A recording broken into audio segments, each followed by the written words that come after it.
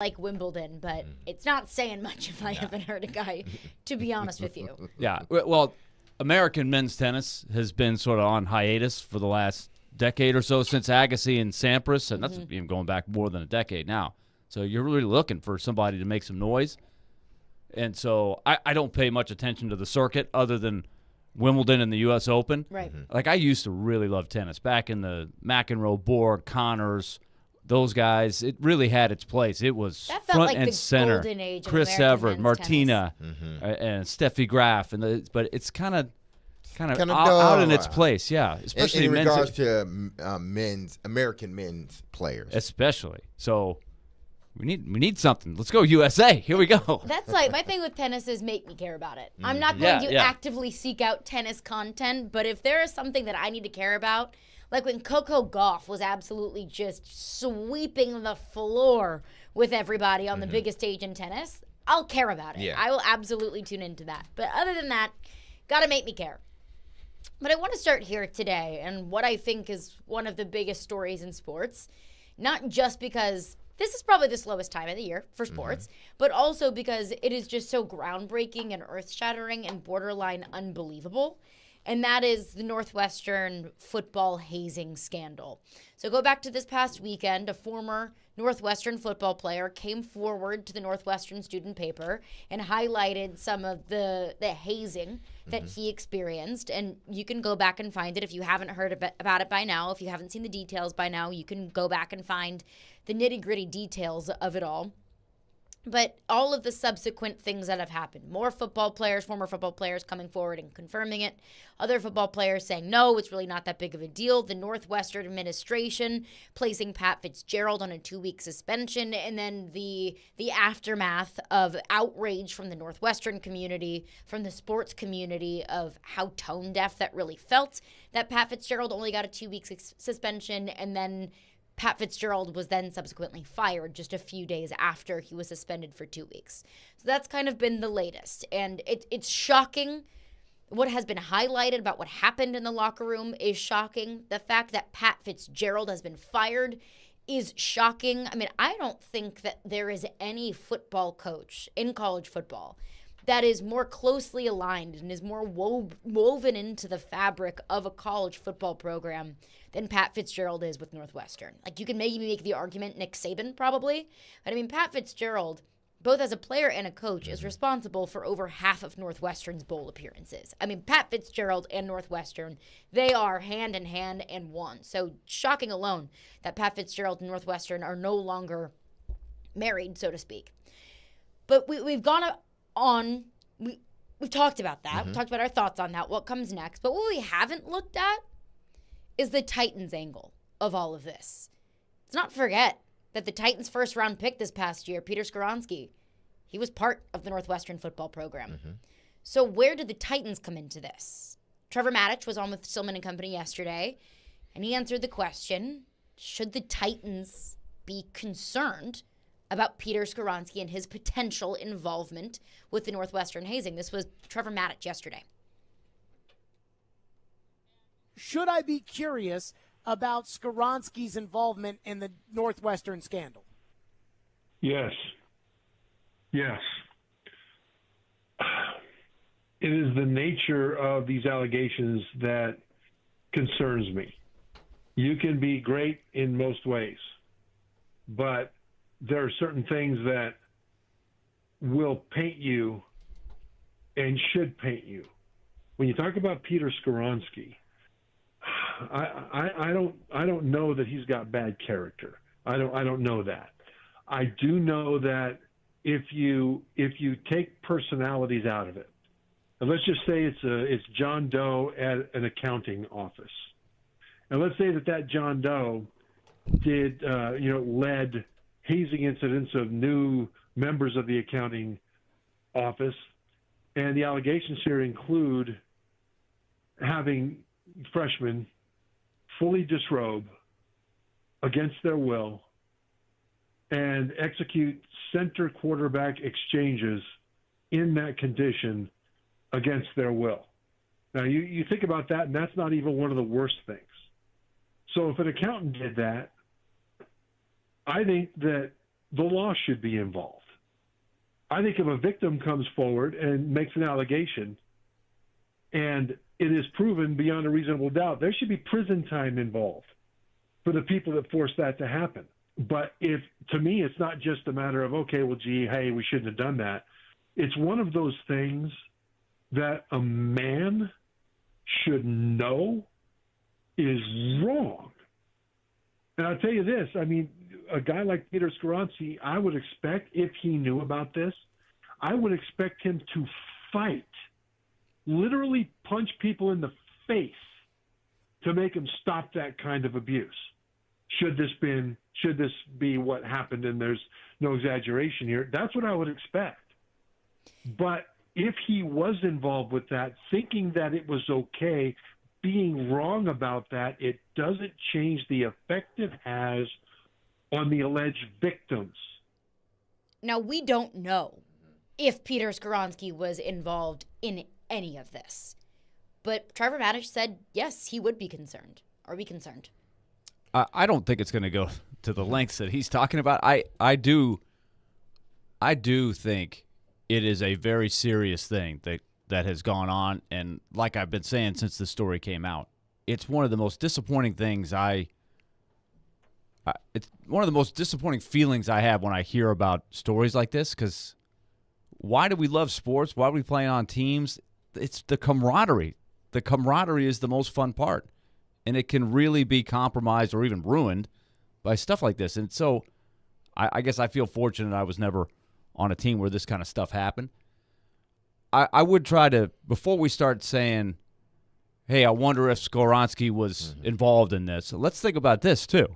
Peter Skoronsky was at one point a freshman at Northwestern.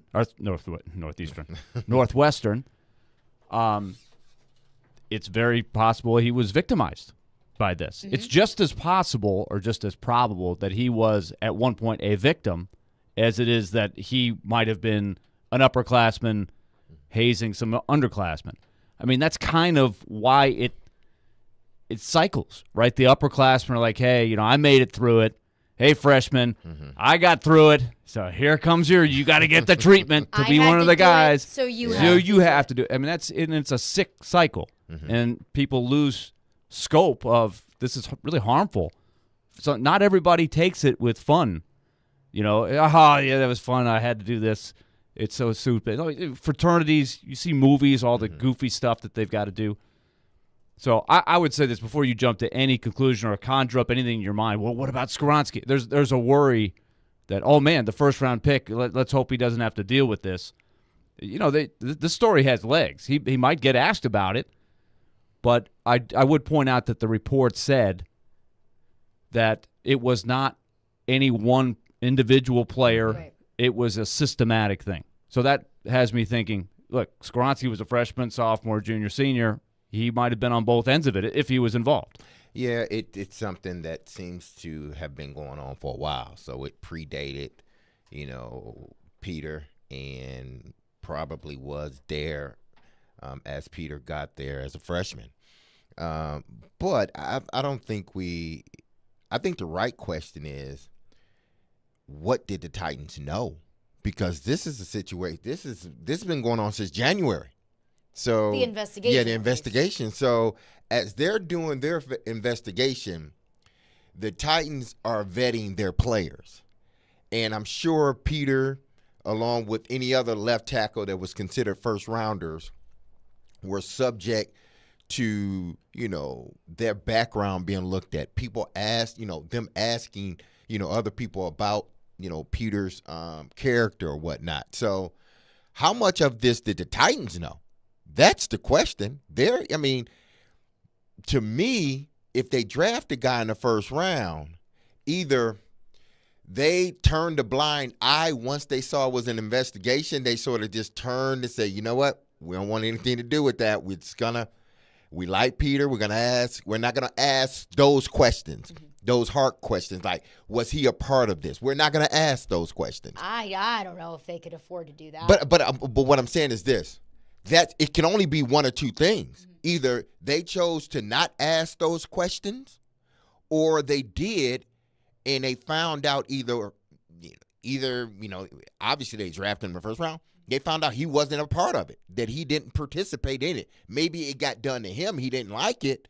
But then as he became an upperclassman, he didn't participate in it. That it wasn't necessarily Exactly. a point of concern for them. Absolutely. So Totally likely. They drafted him. We got to believe that they vetted them and they knew what was going on. They can't say we didn't know that an investigation was going on. If that is the case, everybody in there should be fired. I would agree. Everybody in that room that is that does the due diligence, that vets players, needs to be fired. Not because, Peter may have done something wrong, but if you didn't vet it, you knew a investigation was going on. You didn't ask any questions. I'm not saying the Titans did that. I'm not saying the Titans did that, but that's the question now we got to ask, because Peter will be asked about this once they come to camp. He will. The questions will come. I do think as well that's that very the questions possible. will come to Vrabel and Rand Carthon as well. I think they're going to have to probably address it at least once, and then they probably at some point will have the right to say, okay, we've answered that. We're not going to answer any more questions on this, but we've given you what we are going to say about this matter. I would, at this point, still be surprised to see it come up that there were XYZ individual players that were the ringleaders. I think it's very possible that it's going to stay at this level, that, hey, look, it happened. It was systematic. It was year to year, and it was a number of players. Now, if it comes out that it was these three guys, and let me say this about what Trevor said. I agree with him a lot. I wish there were more, and maybe there have been over the years. Those are the guys that I admire that step up to break the cycle. So you know what? I'm a senior. Yeah, I had to deal with all this garbage before, but we're not doing that. This stops. We are not doing this process anymore. I don't care if it goes back to when we won the Rose Bowl in 1983 or whatever. But this is not a tradition that I'm here for, and we're going to fight if you want to do this. Like that kind of thing. Like somebody's got to be that guy to break the cycle, because sometimes it does go back decades. Right? And sometimes it goes back decades, and it is so ingrained in the culture that it feels like it's part of the program or synonymous with the program. And I don't think that anyone in that program wants that to be the case. That the things that were going on or allegedly going on in the locker room, that's just what life at Northwestern is like. Right. I don't think anyone wants that. But that's what I want to get into coming up next. Where's the Titans' involvement in this? How much do they feel, or how much do we think that they should feel a sense of responsibility in everything that's going on as far as Peter Skoronski is concerned? We'll get into that coming up next, and of course your thoughts as well. 615-737-1025. Caroline, Willy, D-Mase, Jonathan Hutton, Hot Mike with Hutton and Withrow will join us at noon and 45 minutes. Caroline, Willy, D-Mase, 1025, 1063 The Game. Every day we are live and local. It will help them get better players. I'm really excited about this defensive front. And your source for Nashville sports. They had missed the playoffs. Those players may end up being practice squad guys. We are Nashville's best sports talk. 102.5 and 106.3 The Game and the Game Nashville app. The team at Mercedes-Benz of Music City have done it again. Here's Edwin Vickery to explain. 4-time recipient of Best of the Best. Less than 10% of the dealers in the country receive this award. How did you do it? We say culture, eat strategy for lunch, because we can strategize all we want, but unless you have the right culture and chemistry in the dealership, it will not work. Live the dream at Mercedes-Benz of Music City, mbofmc.com. Hey, what's up? It's Chase McCabe, and I've been telling you about PhD weight loss for a couple months now. I'm down 22 pounds since I have been on the program, and I love it. It's been set up by Dr. Ashley Lucas, obviously a best-selling author. She's put this whole program together, and it is showing results. The thing I like about it is it's custom-made for me. I have a coach, Rachel, that I talk to weekly, and she adjusts the plan for me as I go. 85% of the food is provided. You can use your own food as well, and your coach will help you through that entire process. And that's what I love. Like I said, it's made for me with those customized meal plans. Here's the other part that's awesome. If you don't get within 5 pounds of your target weight by the end of your program, PhD will continue to coach you for free until you do. That is their offer guarantee. So check it out, myphdweightloss.com. That is the website. You can go and read more about it and sign up, myphdweightloss.com. Election Day in Davidson County is August 3rd. Don't forget to cast your vote for mayor, vice mayor, at-large council members, district council members, and Tennessee House of Representatives District 51. This important election will help shape the future of our region. Early voting is from July 14th through 29th. If necessary, the runoff election will take place September 14th. For more information on registration, early voting, and polling locations, visit the link at thegamenashville.com. Yeehaw, folks! Cowboy Clyde back, and I'm teaming up with Harness LLC to tell you about the Murray County Sheriff's Rodeo happening Friday and Saturday night. Kids under 11 are getting in free, with the first 100 of them getting a free cowboy hat. All proceeds go to help reserve deputy programs like Shop with a Cop and School Resource Officer programs to teach our youngins about the dangers of drugs, tobacco, and alcohol. Pony rides, a petting zoo, bareback bronc riding, steer wrestling, bull riding, and woo doggy, you'll have a great time with the family. So get your cowboy boots on and get ready for a good time that won't cost you a fortune. The Murray County Sheriff's Rodeo just over yonder at the Murray County Park in Columbia. Friday and Saturday, gates open at 5:30, show starts at 8. If you need more info, go to MurrayCountySheriffsRodeo.com. That's MurraySheriffsRodeo.com. It's all brought to you by Harness LLC. Build people, move dirt. We try to stay cool by being on social media. I'm with it. I'm hip. Follow us on Twitter at 1025thegame and on Instagram at 1025thegame Nashville. Hey! Oh yeah, and like us on Facebook too. Having some fun in the midday. Okay, that's really fun. This is Caroline, Willy, and D-Mace. It's a good source of energy because it's live. On 1025 and 1063 The Game and the Game Nashville app. Yeah, I think more just the commitment, the work ethic, and he's earned this. I mean, he's blessed to have an amazing family. But when you watch the way that Peter works, the effort level that he puts in, there's a reason why we're talking about a top 10 pick here. And when you start talking about first rounders, and every organization has good, bad, and ugly. You want to mitigate risk, and there's something about the consistency, the game in, game out that you see about Peter, that if you're a quarterback and you're Justin Fields in particular, it gives you great confidence that he's protecting your backside and going to do everything he can to keep you healthy and safe.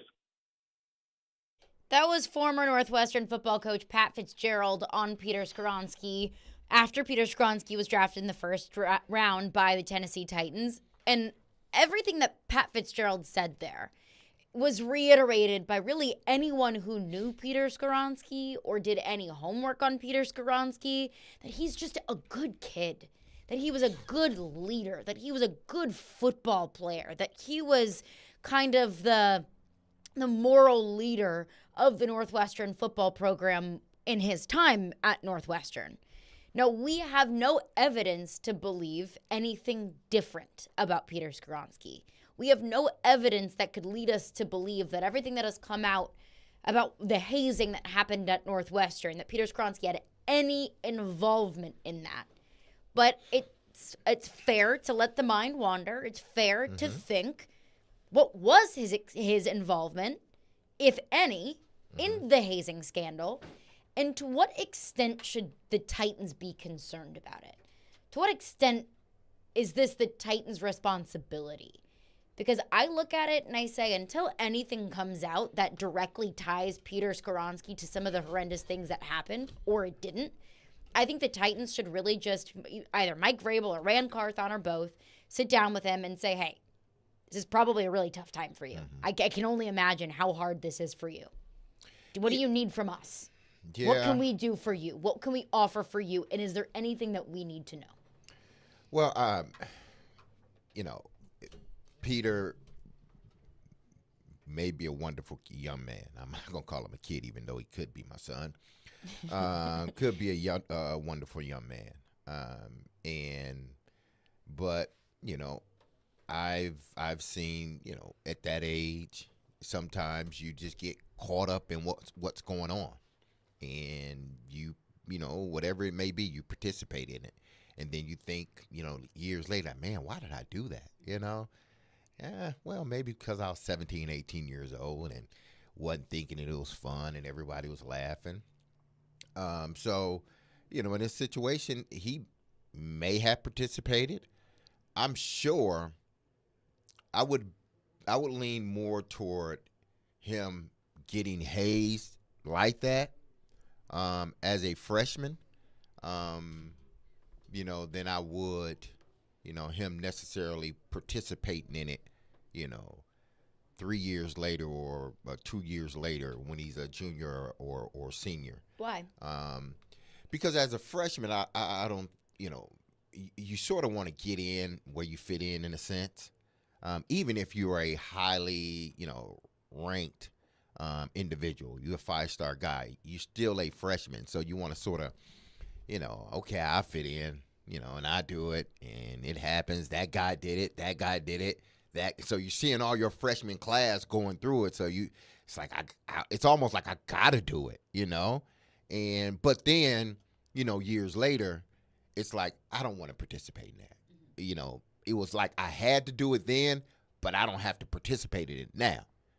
So more than likely, I would think he had to do it, or he felt he had to do it. Let's say that he felt he had to do it then, and I would want to think that, considering what we've heard about him, that because I've seen guys, they're just sit in the locker room and they won't say anything. They won't participate, but they won't say anything. They're just by themselves, and it's like, I know it's there, but as long as I don't participate, then I'm out of it. I wash my hands of it. I've seen guys do that, participate as a freshman, but I would think that maybe as a senior or junior that he was like, nah, I'm not going to do this. That's for y'all. That's for y'all to do that. I'm going to do my own thing over here, which meaning people will probably say, well, if you were a leader, you should have stopped it. Well, it's different when you're in that locker room as a 17, 18, 19-year-old kid. It's different. You just can't tell a 19-year-old kid, oh, you need to stop what, y'all should have told those other 20-something players to stop. Have you ever been in a locker room? Have you ever been around that situation? We got people in the world that see things and don't say nothing. So if he did see it, you can't get too down on him or wag the finger at him too much, because if you were in that same situation, would you have said anything? Because obviously no one said anything for years, and It took one person finally to say something. Now, why he said something, I don't know. But he ended up saying something, and it cost Pat Fitzgerald his job, and hopefully it changes the culture there in Northwestern. Yeah, this is certainly not unique to Northwestern because from time to time you see these stories pop up. I'll give you another one that happened that probably surprised a ton of people. The Harvard women's hockey team, a very successful team for a long time. Their coach just resigned because of similar stuff. Like it was, abusive behavior, but there was some hazing, uncomfortable things like that in the mix. It was a very detailed investigative report The Athletic did, and it sparked a lot of discussion, and it just was resolved not long ago with the coach, legendary coach, resigning her position.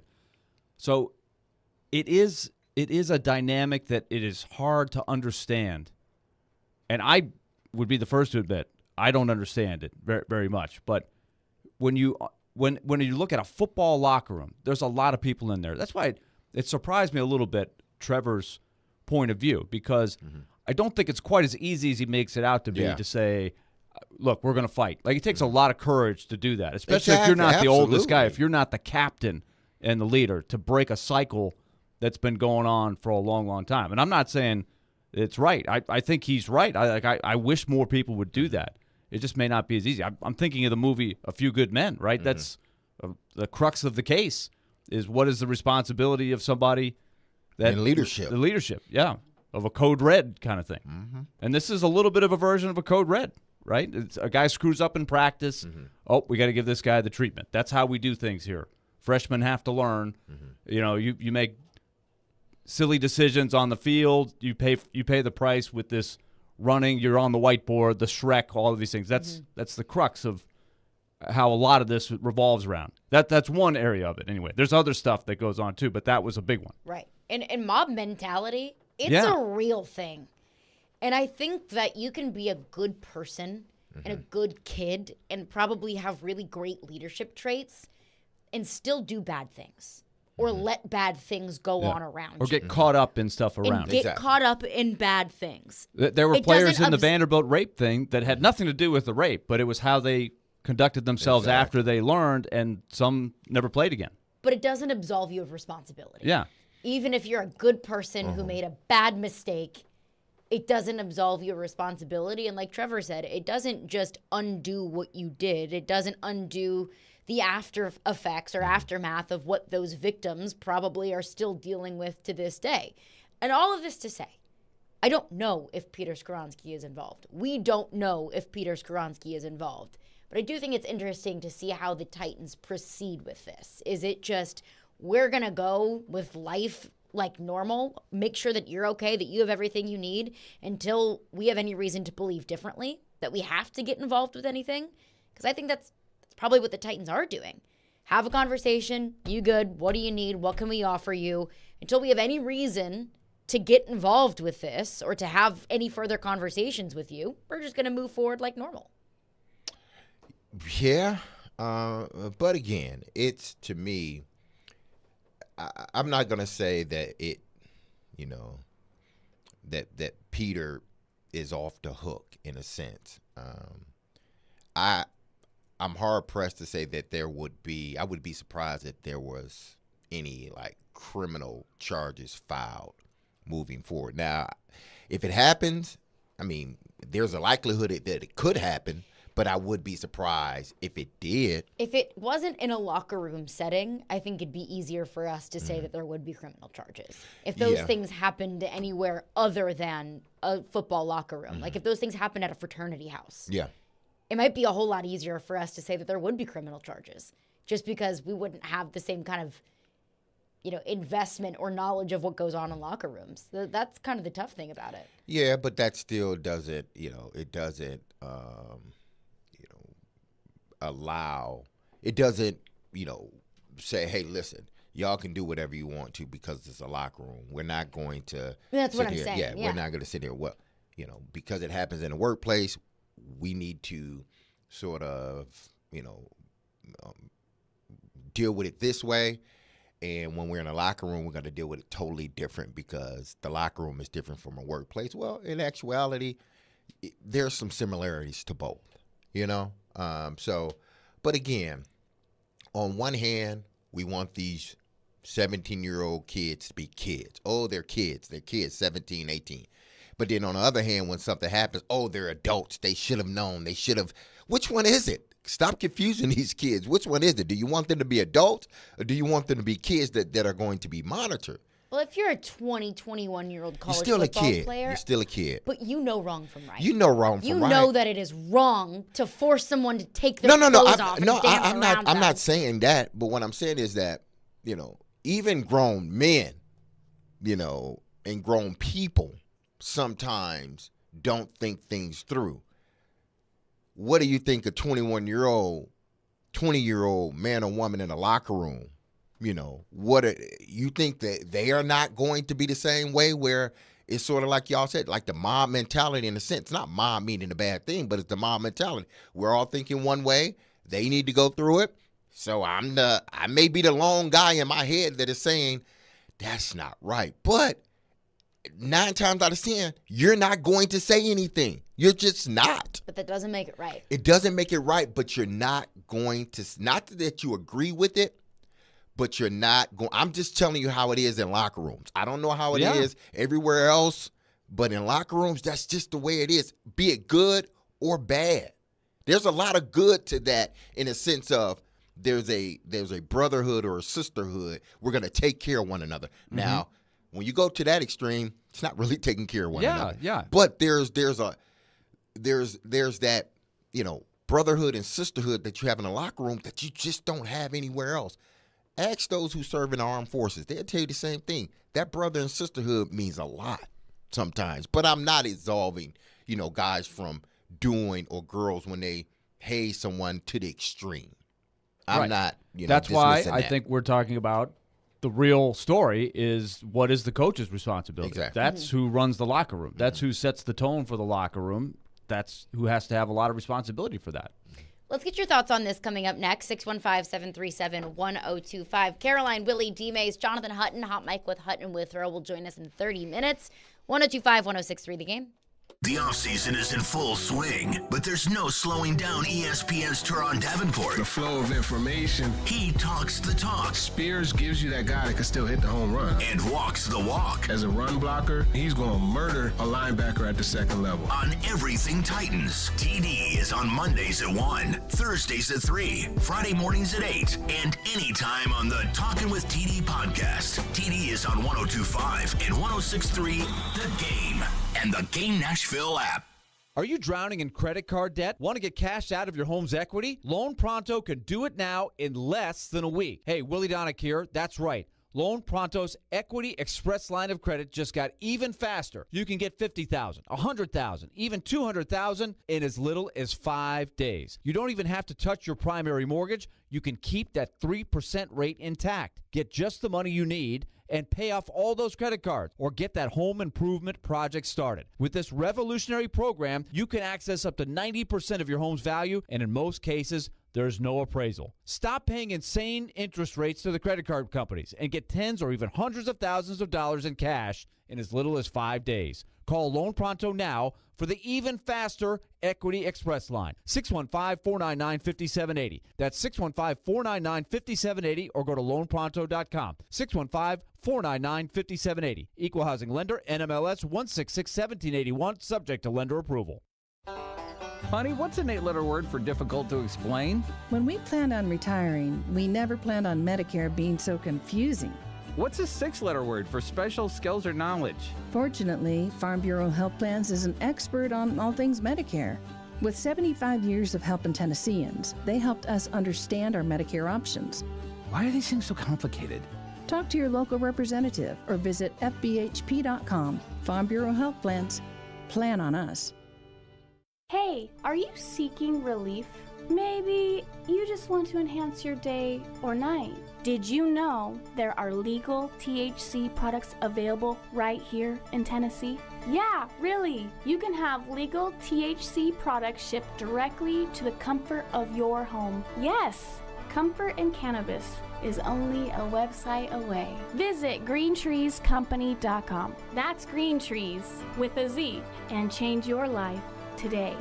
AM radio provides always-on news, sports, talk, traffic, and weather reports. And it's also a vital service that provides important emergency information when your community needs it most. Tell Congress you need AM radio to stay in your car. Because when cell phones and the internet are down, this free emergency service is critical. And when you don't have electricity, radio in the car is often your only lifeline. Text AM to 52886 and tell Congress we need AM radio in cars. This message furnished by the National Association of Broadcasters.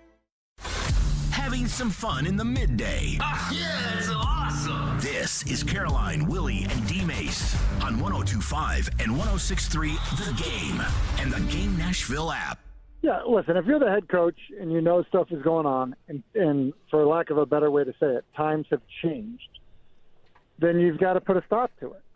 And honestly, like an event like this where he gets fired, you think of somebody like Fitzgerald who's made them a legitimate program, who's been there 26 years and has probably a lot of goodwill and equity built up over that time. He just got fired for this. So if that is not a wake-up call to every, head coach in the National Football League, to every college coach of any sport, to high schools for that matter, of like, hey, you know what? Like, what is going on here? And do we need to stop that from happening? And do we also need to kind of make sure that everybody knows, like, hey, you can speak up? Like, yeah, that's your responsibility now. And unfortunately, like, it typically takes something like this to happen where someone loses their job to get everyone's attention on it.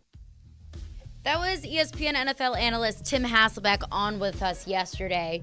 That a pleading innocence is not a fair excuse as far as Pat Fitzgerald is concerned. You got to know what's going on in your locker room.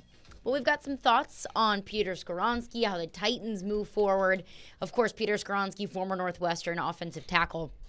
So unless we have some thoughts, let's hear it from the people. Let's get to the phones. Phone lines are driven by WilsonCountyHyundai.com. 615-737-1025 is our phone number. If you have a thought, one texter texts in and says they should cut Peter Skoronski from the team. We can't take that chance. All right, slow down. Yeah. Pump the brakes. Peter Skoronski is not getting cut. We don't even know if he did anything. Yeah, and what chance? I mean, unless there is a criminal suit brought.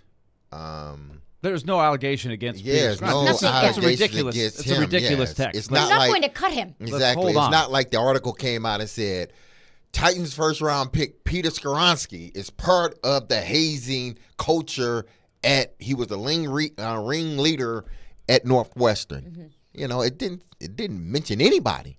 If it I just had said to guess, the team period. If I had to guess, this probably goes way back, well before Peter Skoronski came to Northwestern. If I had to guess, I would say that's I just don't think that's the kind of thing that just nowhere. starts a couple years ago or last year. I think this has probably been entrenched, and that's why the madness continues. Yeah, a lot of times it's just entrenched, and people don't question it.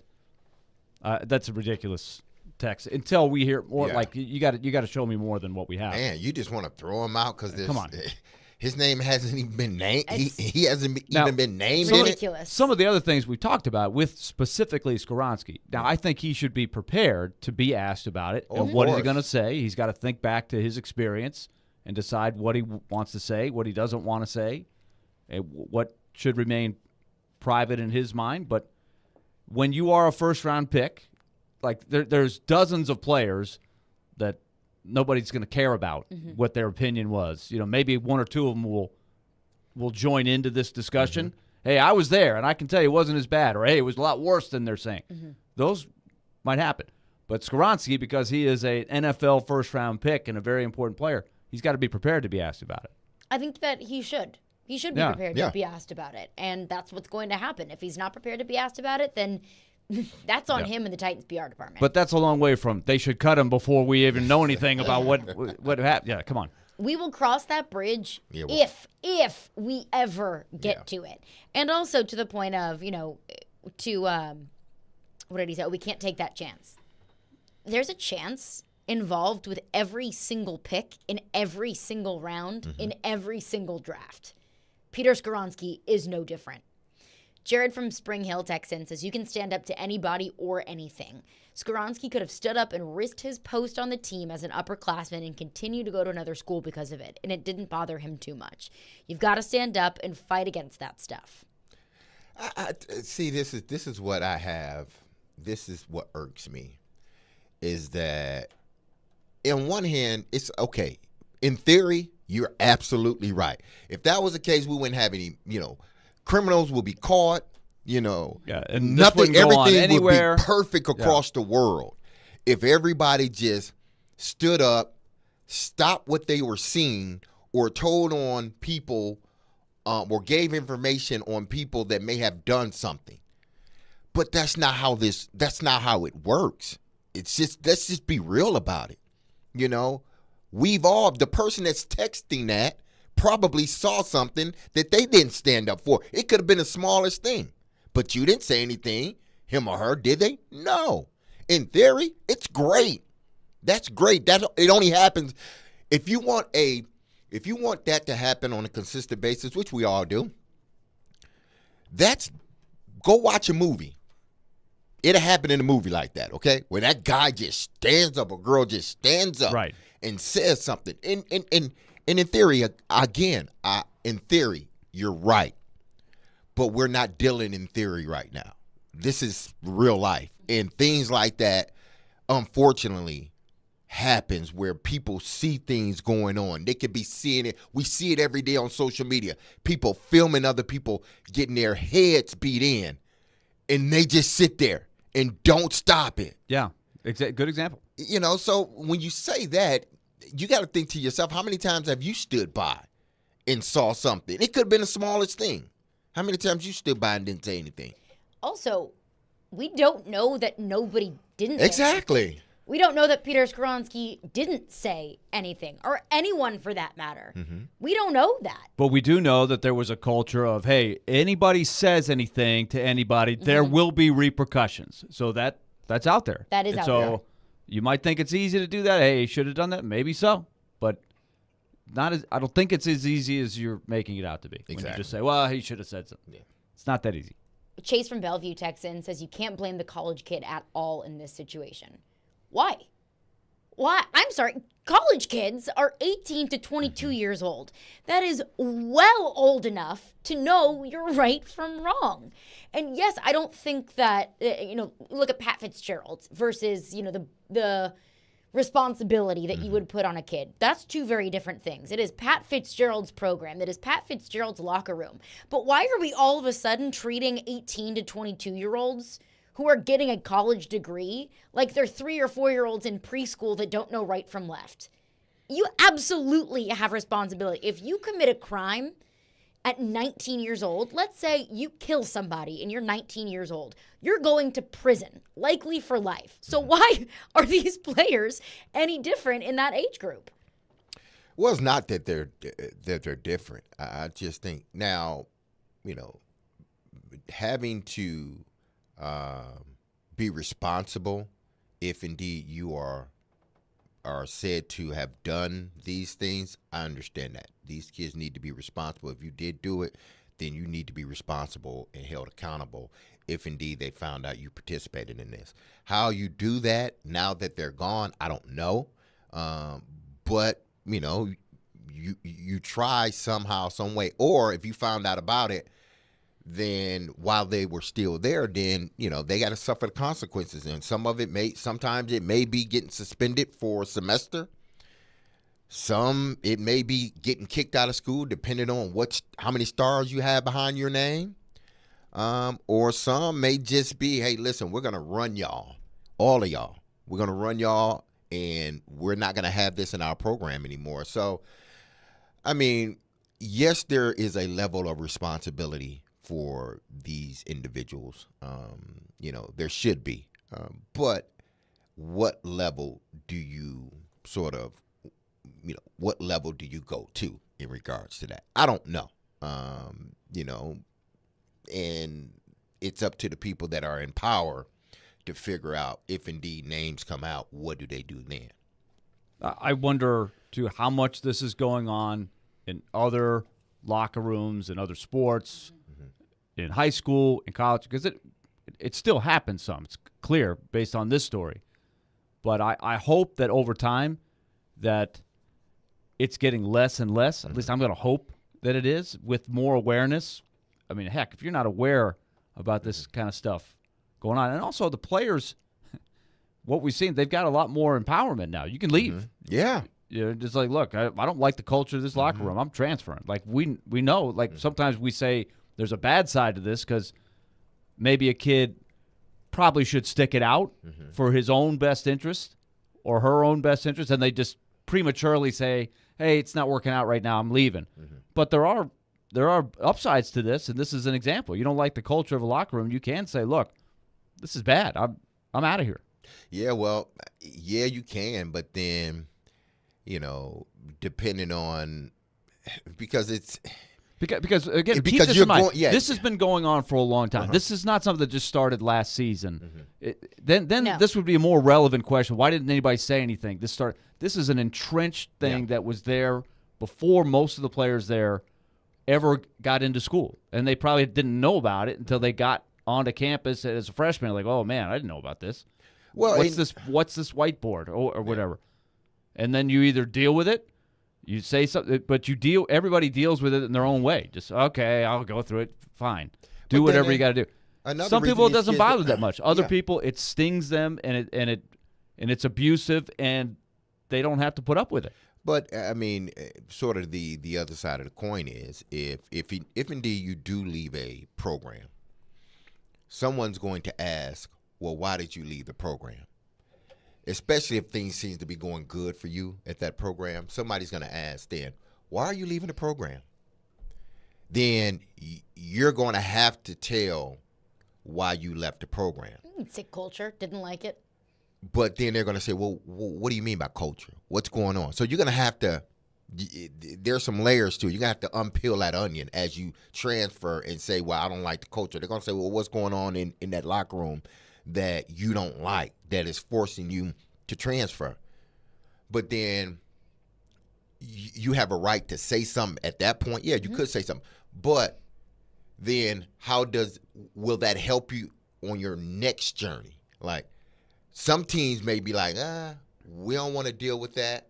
You go somewhere else. It may cut down a pool of schools that you go to. That's why, guys and girls typically don't say anything until they leave, because they don't want to feel the repercussions. If I transfer after my second year, things seem to be going well, I just up and transfer. Somebody asks, well, Derek, why you transfer? I don't like the culture there. Well, it seems like everything is going great. Like the culture. What do you mean by culture? What's going on in that locker room? Well, and now whoever you may be going to, they're looking like, nah, we don't want no part of that. Well, we don't. And if somebody didn't want to talk about it, they didn't have to talk about it. No. And I don't know how many players from Pat Fitzgerald took over as head coach until now have transferred out of the Northwestern program. I don't know how long this has been going on, but clearly no one said anything about it. Yeah. 615-737-1025 is our phone number. Let's continue the conversation coming up next. We've got a bunch more phones on this, and we are right to those coming up next. Jonathan Hutton will join us in 10 minutes. Caroline, Willy, D-Mase, 102.5, 106.3 The Game.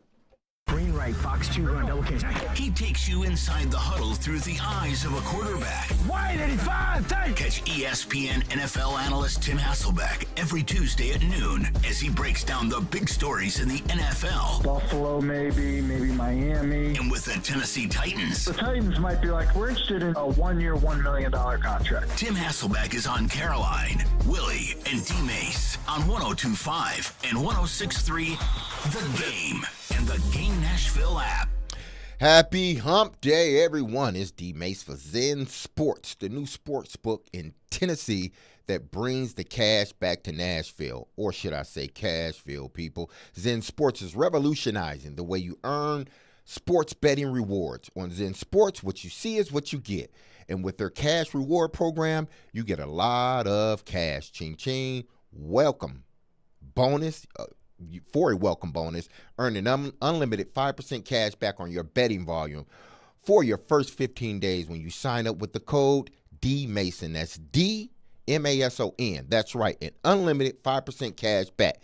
Keep betting and keep earning with up to 3% cash back on your betting volume every month after that. And refer friends to earn a percentage of their betting volume as cash reward. Yes, cash, nothing else. Zen Sports is bringing the cash back to Tennessee. So if you betting big on sports, you want to be betting on Zen Sports. Terms and conditions apply. Must be 21 years or older to bet in Tennessee. Gambling problems, call 1-800-889-9789. That's Zen Sports.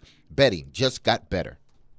Genesis is actually a new beginning. Genesis Diamonds owner Boaz Ramon talking about why it's called Genesis. I love the symbolism of the name. It's a new beginning. Boaz wanted the name of his company to mean something, to reflect his core values and the importance of starting relationships for people in love, as well as the relationship he wants with each and every customer. It's a new beginning in their life for the relationship between us, the jeweler, the Genesis Diamond, and the customer, and it should last forever. Everything we do is for the customer. Walk into Genesis and you can feel it. Genuine people who are solely focused on celebrating the best moments of your life. It's not only my passion, it's my culture. Genesis is the book where God created the world, the day and night, the man and the woman.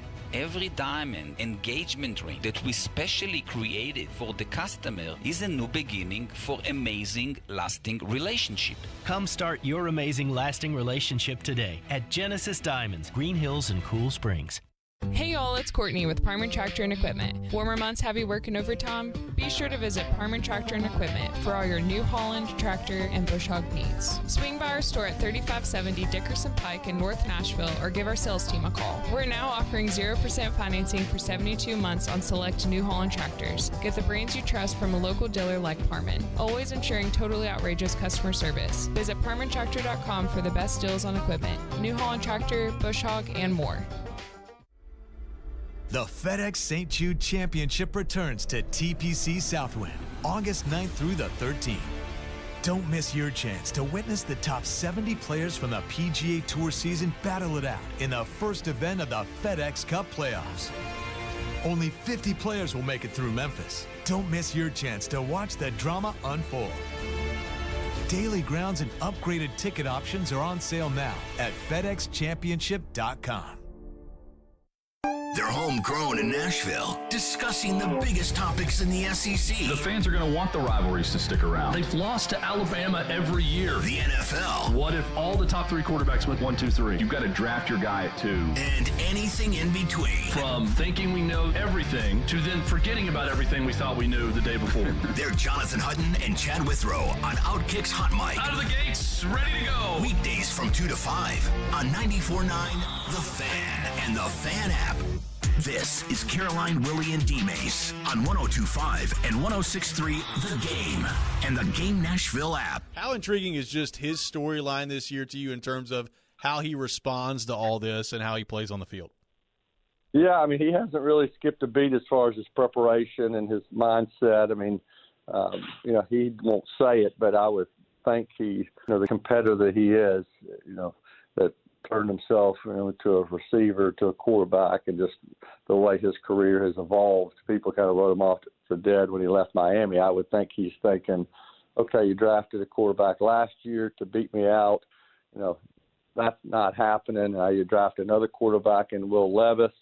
I would think he's taking an I'll show you approach to this whole thing. And I think he's had a great off season. Obviously you don't pick a guy 33rd overall to think he's going to sit his entire career, but I think, Teddy Hill's going to do everything he can to make his career last as far as he can and to make it last past this year. So we'll see how these other guys develop. I think Malik Willis has made some great strides this offseason from watching him. Levis still has a ways to go. I mean, he's looked like a rookie. So there's no question who the team's starting quarterback is. And I think some people maybe had questions after the draft, and now it's just a matter of what are his weapons going to look like around him? Can they protect him? Can he stay healthy? And if you get some good answers on some of those, I think he's got a good chance to have a good year. If the O-line doesn't protect them, if some of these guys that we've talked about don't pan out, you deal with injuries, and it's going to be a tough year for him and for the team, and certainly would give you more clues about what's going to happen after this year. That was Jim Wyatt. We will get into the quarterback situation, but we're on the Northwestern hazing situation, and to what extent should the Titans be involved with the Northwestern hazing situation, considering Peter Skoronski, their first round pick, was part of the Northwestern football program? Let's get back into your thoughts on this. 615-737-1025. Jared in Dixon texts in, says, I feel like no matter what Peter says or doesn't say about it now, we will be condemning him or deemed some degree of guilty just because some people have made their minds up that he had to have known every detail of what all was happening, or he simply may have thought or knew something was happening and wasn't there to see it. But if he wasn't there participating, so he didn't know how serious it was, and goes on and on and on. I hope that people don't, put a red A on Peter Skoronski's chest, because we do not know whether he was involved or not, or to what extent Peter Skoronski was involved or not. But I do think that he should take some time, the Titans PR department should take some time, gather their thoughts, gather what they want to say when he is inevitably asked about this, about his involvement with this. Yeah, and I'm sure, the minute that this all became public, they were on it, their PR department. I'm sure Peter's agent was talking with him on what to say and what not to say, because I think he's going to have to be very careful about what he says, because the investigation may be over from a university standpoint, from what they've done, but again, this can turn into a criminal situation. So his agent is going to tell him, don't say anything. Mm-hmm. They ask you about it, move past it very quickly. The Titans are going to say the same to him, because anything that you say from this point on can be used in whatever investigation that, the university, or if the, police department want to get involved. Anything you say, it will be used. It may be used. So don't say anything. And that's the easy out, I think, is to say, look, it's a legal matter. I can't really say anything. I can just say this. And then you talk through PR, you talk with your agent on what you can say, because I think you should say something. Yep. But remember where this case is revolving around the coach and his responsibility. To this point, there is not a finger pointing among players. It's a systematic culture of hazing that was entrenched for a long time. So it's not directed at one player or another player. And remember, it's very possible that Peter Skoronski was a victim as well as and not, somebody dishing out. You have this worst case scenario you fear, oh man, did he do anything wrong? But let's look at all the different possibilities. There's infinite amount. But I really don't think it's going to escalate into individual players. This is more about Pat Fitzgerald. And I do think there's some legal stuff coming there. It's pretty obvious. They're firing him for cause. Absolutely. The battle lines have been drawn. He's basically saying, no, you suspended me for 2 weeks, and then no real new information came out. You investigated this. You concluded the investigation, and now you fired me just because you changed your mind? Legal stuff on both sides. Yes. From Pat Fitzgerald's team Right. saying, hey, you violated my contract, and maybe potentially from former players who could be seeking legal action against Pat Fitzgerald, the Northwestern football team. Jonathan Hutton, Hot Mike with Hutton and Withrow, will join us coming up next. Caroline, Willy, D-Mase, 102.5, 106.3 The Game. The team at Mercedes-Benz of Music City have done it again. Here's Edwin Vickery to explain. 4-time recipient of Best of the Best. Less than 10% of the dealers in the country receive this award. How did you do it? We say culture eats strategy for lunch, because we can strategize all we want, but unless you have the right culture and chemistry in the dealership, it will not work. Live the dream at Mercedes-Benz of Music City, mbofmc.com. Okay, outdoor summer cocktail party fit check. I've got a hot pink and orange bodycon dress paired with vintage sneakers. It'll definitely attract attention, but not from mosquitoes, because I'm wearing it with Off Clean Feel for 8 gorgeous hours of not sticky, fragrance-free protection. So I can sip, socialize, and flirt out there in the wild with absolutely unshakable confidence. Get your pre-party protection on with Off Clean Feel. S.C. Johnson, a family company. ElectronicExpress.com. We make it happen.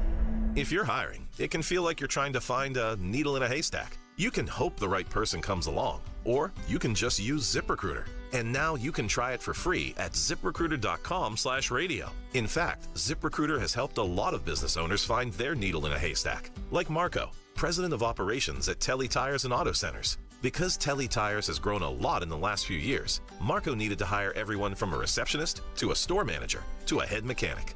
ZipRecruiter helps me find all the right people, even the most difficult jobs to fill. ZipRecruiter helps me keep my business running. Take it from Marco and millions of other businesses who've used ZipRecruiter. ZipRecruiter can help you find the needle in the haystack. See why 4 out of 5 employers who post a job on ZipRecruiter get a quality candidate within the first day. And right now, you can try ZipRecruiter for free. That's right, free at ZipRecruiter.com/radio. That's ZipRecruiter.com/RADIO. ZipRecruiter.com/radio. ZipRecruiter, the smartest way to hire. In any work environment, the culture is the most important thing. And what makes up the culture? The people. And this month at Cromwell Media, we want to highlight a few people who are celebrating their anniversaries with us. Morning show producer on 102.5 The Game, Nick Keyser, is celebrating 2 years. 102.9 The Buzz hosts, Eric Steele and Andy Herring, are celebrating 9 years. Sports producer Kenny Adams is celebrating 11 years. And Derek Mason, one of the greatest receivers in Titans history, is celebrating his anniversary with us on 102.5 The Game as well. If you're looking for a new career, reach out to us at together@cromwellmedia.com. Love what you do, love where you work. Live from the Hiller Plumbing, Heating, Cooling, and Electrical Studios. WPRT FM Pegram, WPUC HD2 Laverne. Broadcasting on Alexa. I appreciate that. And other smart speakers. 102.5 and 106.3. And a score! You can run different offenses. The doors on the board. Off the field, on the field. The Game. A Cromwell Media Station. Covering your teams and the news of the day. Ladies and gentlemen. This is Caroline, Willy, and D-Mace. Who is pleasant to listen to. With Caroline Fenton, Willie Donick, and former NFL wide receiver Derek Mason. You are hands down my favorite radio personalities of all time. On 102.5 and 106.3, The Game, and the Game Nashville app. With no further ado, Caroline, Willy, D-Mase, 102.5, 106.3, The Game, and the Game Nashville app. We are live from the Hiller Plumbing, Heating, Cooling, and Electrical Game Studios, and we are streaming live on Twitch, Twitter, YouTube, and Facebook Live every single day. Our video streaming is brought to you by Superbook. Download their app today and use promo code THEGAME. Joining us now is Jonathan Hutton with Hot Mic and Withrow. Hutton, best time of the week, Hutton o'clock. I like it. Hut. Do we have Hutton? Hut's on there somewhere. He is muted. Oh, he's muted. He pulled a Joe Rex road. And while he unmutes. Classic. Exactly. Quick Wimbledon report to our man Eubanks. He went down in the fifth set. He was up 2-1. Tiebreaker in the fourth set. Fell short and then just lost it. He just lost You saw it. You saw it. He just lost the melting mojo. away. He Yeah. melted down. Yeah. Doggone it. Oh, well. Did we get Hutton unmuted? Hutton's he's active. All right, there he is. He un-Joe Rex roaded himself. What's up, guys?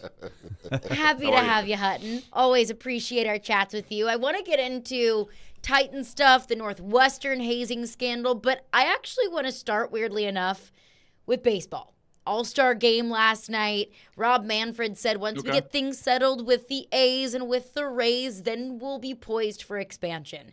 And as far as the MLB expansion conversation is concerned, Nashville is always part of that conversation. Do you think it's a legitimate chance and opportunity for Nashville to get a Major League Baseball team? I really feel like Nashville's at the front of the line. I don't know if Willie, maybe I don't know if you agree or disagree.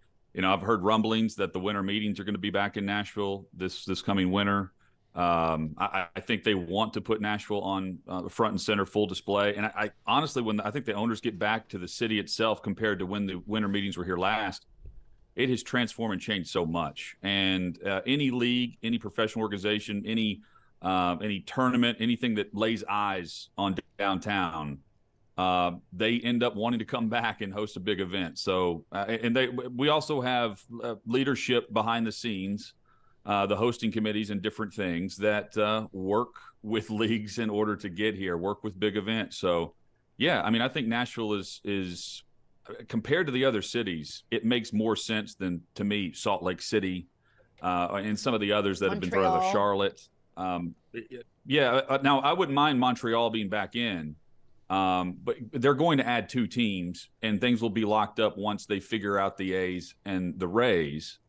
And that could take who knows how long. But I think, on the short-term future of what we consider down the road, I mean, how much Nashville's changed in the last decade. I think in the next decade, certainly Major League Baseball will give Nashville every chance to get a team here. And I think we need some time because, first of all, you're going to have a new mayor. You're going to have you have this group that's been trying to lay the groundwork, but they have not gained a lot of momentum. They don't have. They need a billionaire. They lack a billionaire. 100%. That's a great way to put it. They need a big money billionaire person to come in and start driving it and be the leader, to start making the relationships that you've got to make with real muscle behind it, and say, okay, here's where we want to build the stadium. But let's talk about it. Like there's not anything other than a drawing here or a press conference here or an interview over here. It's a great idea, but to really have the muscle behind it and the layers to this is a long, long way away. And they don't have the real money backing it at this point. So and maybe Major League Baseball could say, well, hey, look, there are people out there that want to own a Major League Baseball team. Have you learned? I mean, maybe that's the next step is Rob Manfred has to help the existing group or maybe create their whole separate group and bring somebody to Nashville that can do it. Well, it's not like this thing. Yes. It's not like this thing has been some hidden secret for forever, and nobody knew about it. But this group of people, everybody has known about the potential of baseball coming here to Nashville, Hut. So what would make me and they know John Lore's partnered with it. He's to me, he's been kind of divisive on who likes him and who doesn't. I'm just being straight up. I agree. But what I'm saying is, if the billionaire the billionaires, they know that Nashville wants a team. Yeah. If the billionaires hadn't jumped in now, what is going to make them jump in? That's how I look at it. If they hadn't jumped in after 5-10 years, then when are they going to jump in? Yeah, I mean, I think what makes them jump in is how the city reacts whenever they ask for the moon and stars on a stadium, right? That's number one. And they'll compare that to the offers from the other cities. And then the other thing that can really help the Nashville Stars not local, but the full ownership pact that they've created with John Lore at the top is acquiring land that no one else has the rights to except for them if, in fact, they want to build a stadium there. And that would also help lure a billionaire-type owner that would be in partnership but be the controlling owner moving forward. So they've got that land, a downtown space, and potential of what that could become. I was actually talking about this while we were watching the All-Star game. I was watching with a group of my friends, and we were saying, let's put a price tag on just what it would cost. So just to enter the league, at least $1 billion, maybe $2 billion just as an entry fee, expansion fee. I thought the expansion fee may have even been closer to $3 billion. I mean, so that's plus. Let's just say $2 billion ish for a stadium. That's okay. So now we're up to $4 billion at least, right? At least $2 billion might be a low all of balling. the other costs of building a staff and everything. So that's why I was saying you can't just have the enthusiasm and the want. You've got to have a person that has enormous dollars.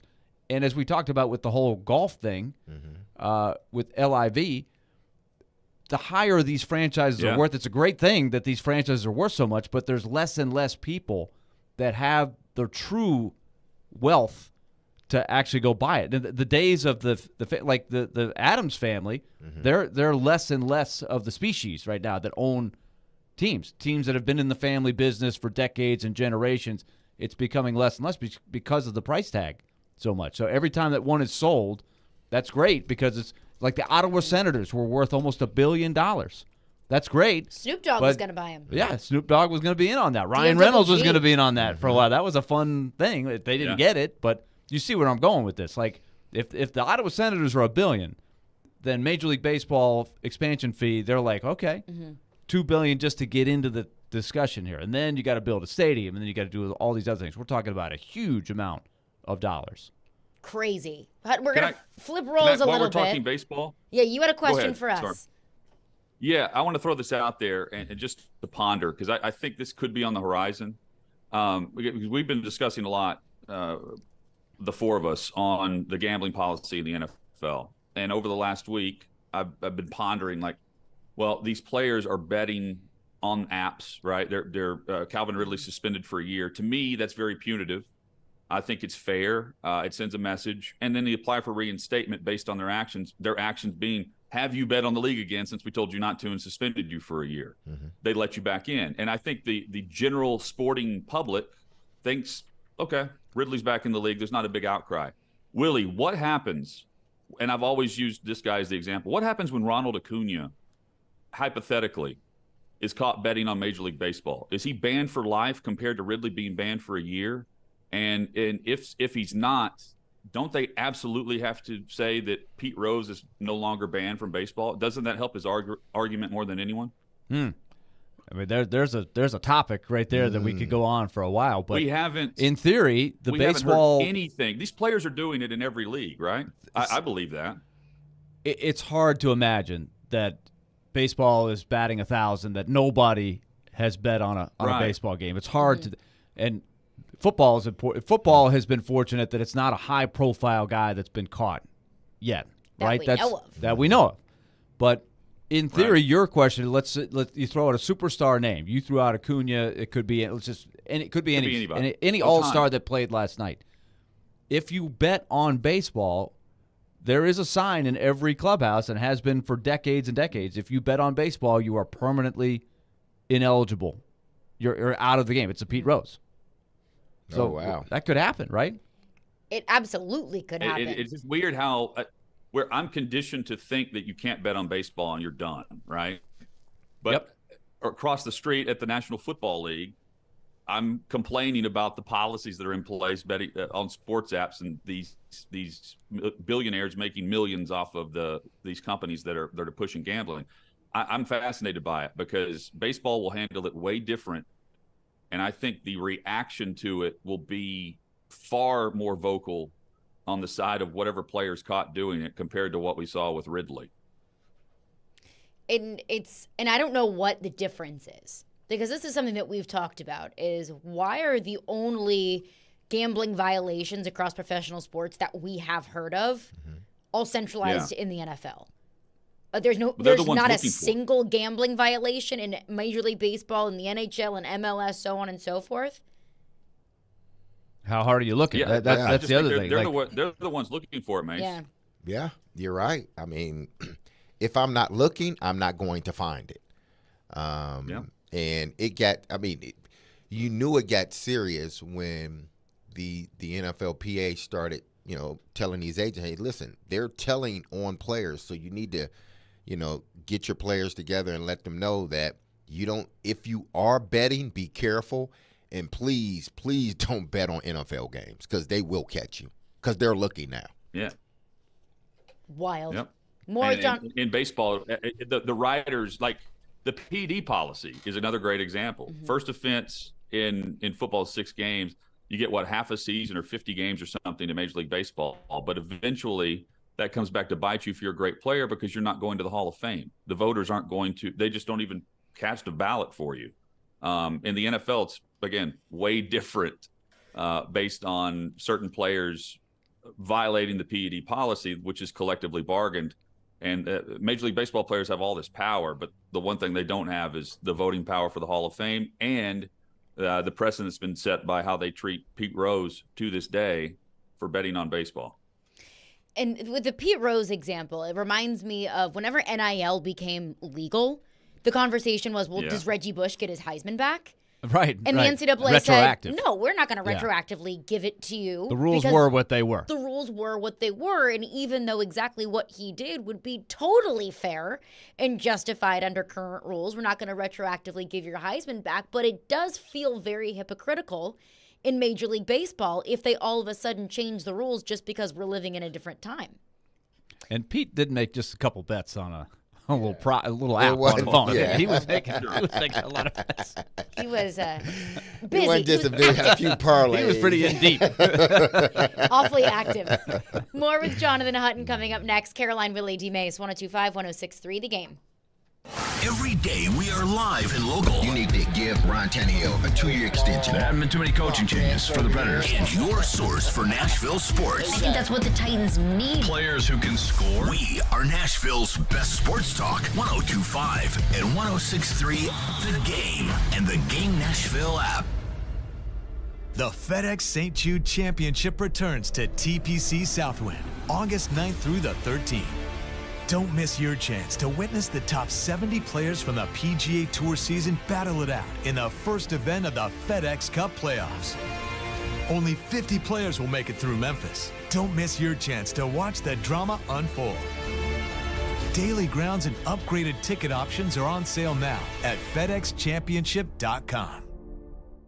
Willy Donick here for Pella Windows and Doors of Nashville. The official brand perception report for doors and windows is in. Pella Windows and Doors are the leading brand among all others. A few reasons why. Pella is regarded as the highest quality, the most innovative, and the installers with Pella of Nashville lead the way for attention to detail. That's why Pella Windows and Doors of Nashville is one of Pella's top locations in the country. For new doors or windows, I suggest you choose the experts at Pella Windows and Doors of Nashville. Go to PellaNashville.com.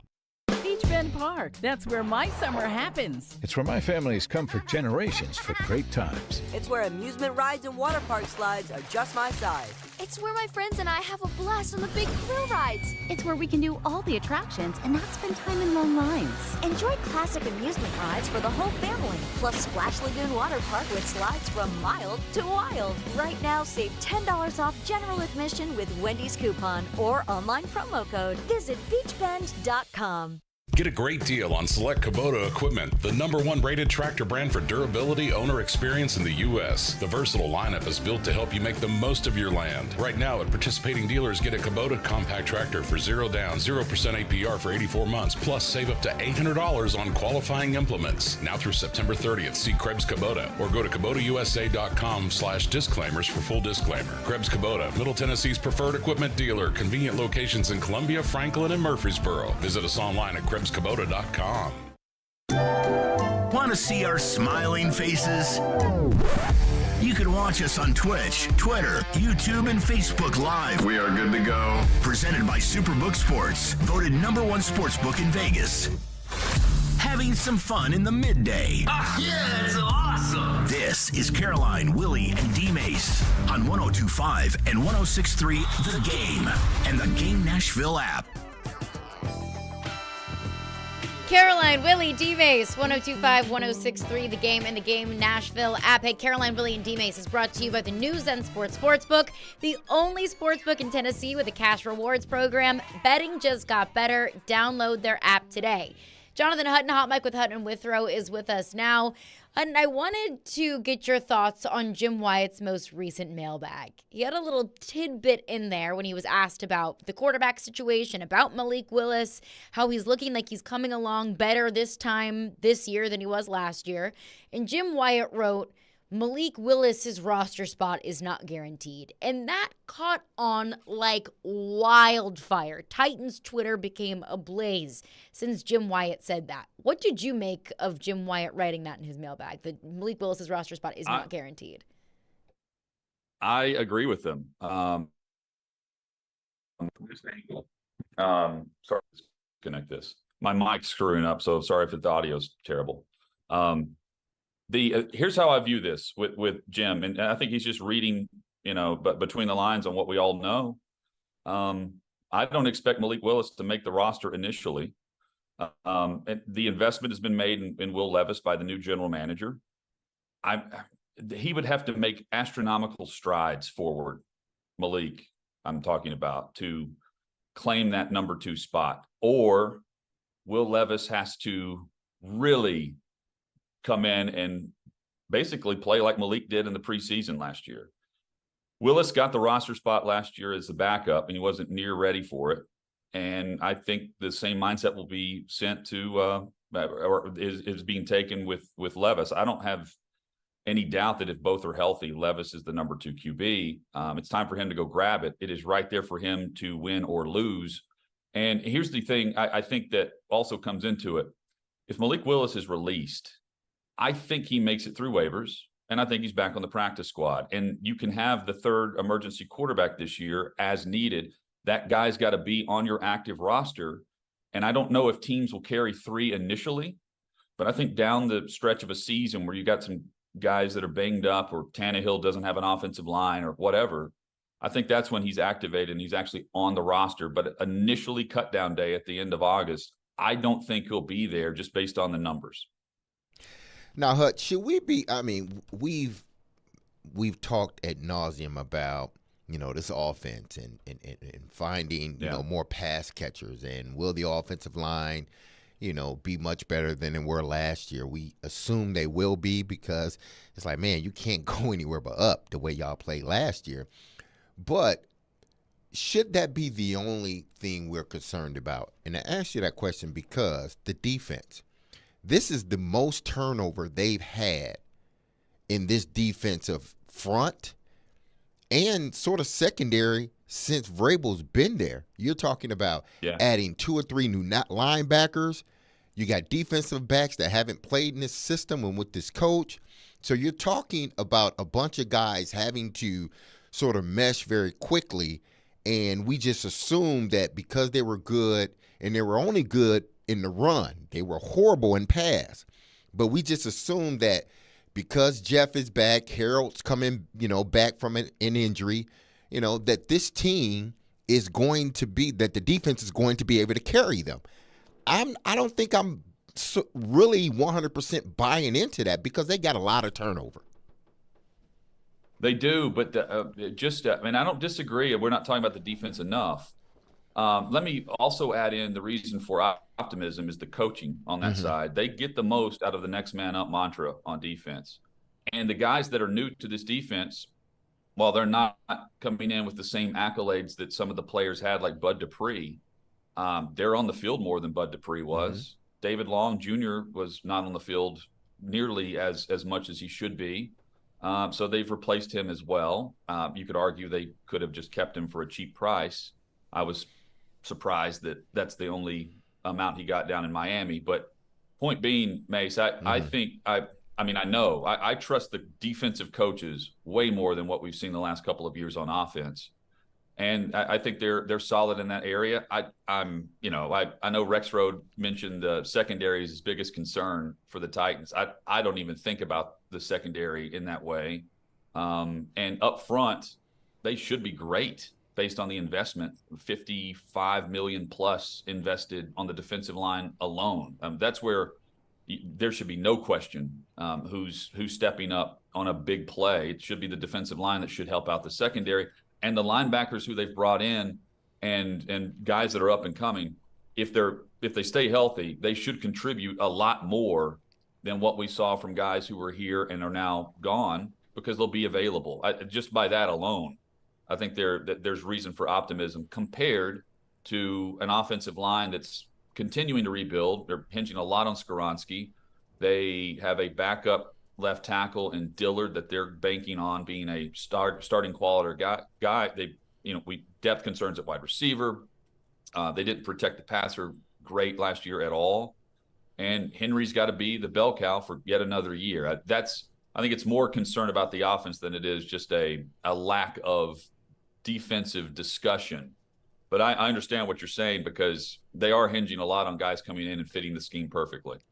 Jonathan Hutton is with us. Hut, give me your perspective on what the inner discussions should be right now with the Titans regarding the Northwestern situation and Peter Skoronski. Right now there is zero talk of any individual player. It's all directed at the culture. Right. It was the team. It was entrenched for a long time. It wasn't any individual player. It's all directed now at the coach, and that's the crux of what's going on. But if you're Peter Skoronski and you're the Titans, I would think it stands to reason that at some point somebody's going to ask you about that. So how would you handle that part of it? I think handling it would be just messaging. I'm not jumping to conclusions on what the players did or didn't do yet. And if Skoronski was involved in the hazing, he was also hazed. Like I just think it was a culture. One of the guys is going back, Ruiz. I can't remember his last name. Back to 2006 when Fitzgerald took over as head coach. He's going to join us tomorrow on Hot Mic. Looking forward to that because I want to know about the culture that he came into. And if it goes back to 2006, then every player that's gone through there has witnessed it, been a part of it either on the hazing side or being hazed, probably both in some way. And I think it's just you mentioned it, the culture aspect, the messaging and the coaching of how to answer questions, I think will be the Titans' perspective on Skoronski. And the other thing, Willie, we've talked to several coaches, guys around former college and NFL players. They all glow about Pat Fitzgerald. Like they're stunned that Northwestern fired Mr. Northwestern football. Yeah. And it got to this point, which was previous based on the information and an investigation that was going back to January. was a 2-week suspension during the summer without pay. And it jumped from that to fired with cause. There's a news piece of this story we don't know. And if it does involve some names, then it's fair to ask those questions about the players, I'm saying. But you're right. We haven't heard anything. We haven't seen, criminally any charges like that. The charge has been against the coach that they can't prove did or didn't know. And with that being said, no one's really talking about the players that were involved or the players that participated. So until that happens, I don't think you can grill any specific player or jump to conclusions until that news comes out. And Northwestern's, they've been upfront with what they have now. I don't know if they were when they announced the 2-week suspension just a couple of days ago, but in the statements, they admit that there's nothing to conclude that Fitzgerald knew about what was going on. That's been the focus. Right. And that will continue to be the focus, I think. Unless the players that are jumping and talking to the student newspaper start naming names. Right. And that's the next layer to it. And that's when I think the question should be asked. But until then, it's more about, hey, just focus on the fact that you love Fitzgerald, and because every player is going to say that, and see what happens with the story. And I do think it's very possible for a lot of the players, and if you listen to Pat Fitzgerald's or read Pat Fitzgerald's statement, he said, I think 99% of our players had a good experience here. I do think it's possible you could have a really good experience and still this ugliness did go on, Yes. And maybe it didn't. The other thing too. Yeah. Willie, sorry. I just find it hard to believe in today's age, the coaching, the paranoia that these coaches have on a day-to-day basis about guys talking about injuries, what they're doing. Are they cool with their girlfriend? Are they having, issues there? Are they hanging out with the wrong crew? They've got all these analysts and everybody is in every facet. That may not be the case totally at Northwestern, but any college coach is going to be, to me, in the know or have someone that kind of gives feedback on the tone and tenor of a locker room. It's hard for me to believe he didn't know what was going on. Maybe not to the full extent, but surely he knew. That's just based on the fact that there's a player that says this was going on in 2006 when he became the head coach. In that matter, like we always talk about when you're scouting a player and you're trying to get as much information on each player as you can, you do your homework, right? The scouts are talking to people. You talk to the equipment guy. You talk to this guy or that guy. Yeah. I do wonder if the Titans ran across this while they were, doing their research on Skoronski or talking to Skoronski or talking about Skoronski. Were they aware that this investigation was going on? It started in January. There would have to be some insider info there. They did practice once at Northwestern a couple years back. The Titans did over one day, I believe on the Chicago Bears trip or something. So, I would assume not, just because of how quiet this story has been. But they've also done their due diligence with two players. Lawan came in with, an issue from Michigan. Right. Jeffrey Simmons, we've detailed at length. They've also done their due diligence in a good way there. And then, you have things at Georgia that were or were not really taken seriously with Isaiah Wilson, and coaches that were giving, inaccurate feedback, put it that way, to the Titans front office or any front office across the league. I don't know that. I think it would be tough, though, to dig that up, Willie, because this has been so quiet for years, and I also wonder how many other programs they have something like this going on and we don't know, right? If it's happening in Northwestern going 1-11, it's not a great way to retain players in the transfer portal age. It's kind of what I thought. Like, Northwestern, of all places, you're telling me that's the only place where this stuff is going on? There's no way. Like, part of it just felt a little bit unbelievable to me that it was going on at Northwestern. Yeah, I like just one name. Tommy Reese, to me, would be a great fit for Northwestern. Low expectations. He was a grad assistant there. His dad spent some time there as well at the Northwestern football program. And just thinking about the Big Ten and his time spent at Notre Dame with the academic requirements, that's certainly the case at Northwestern. Again, Tommy Rees, as a young up-and-coming coach, that seems like a good fit for next offseason if they want to go the interim route for the full year because, again, they just fired Mr. Northwestern, and they have a chance to give a young coach an opportunity in 2024 based on the situation that they'll be coming in and inheriting. Who knows who's there at that time, but it's a good building block in a solid conference that you want to be in whenever they move to the expanded college football playoff.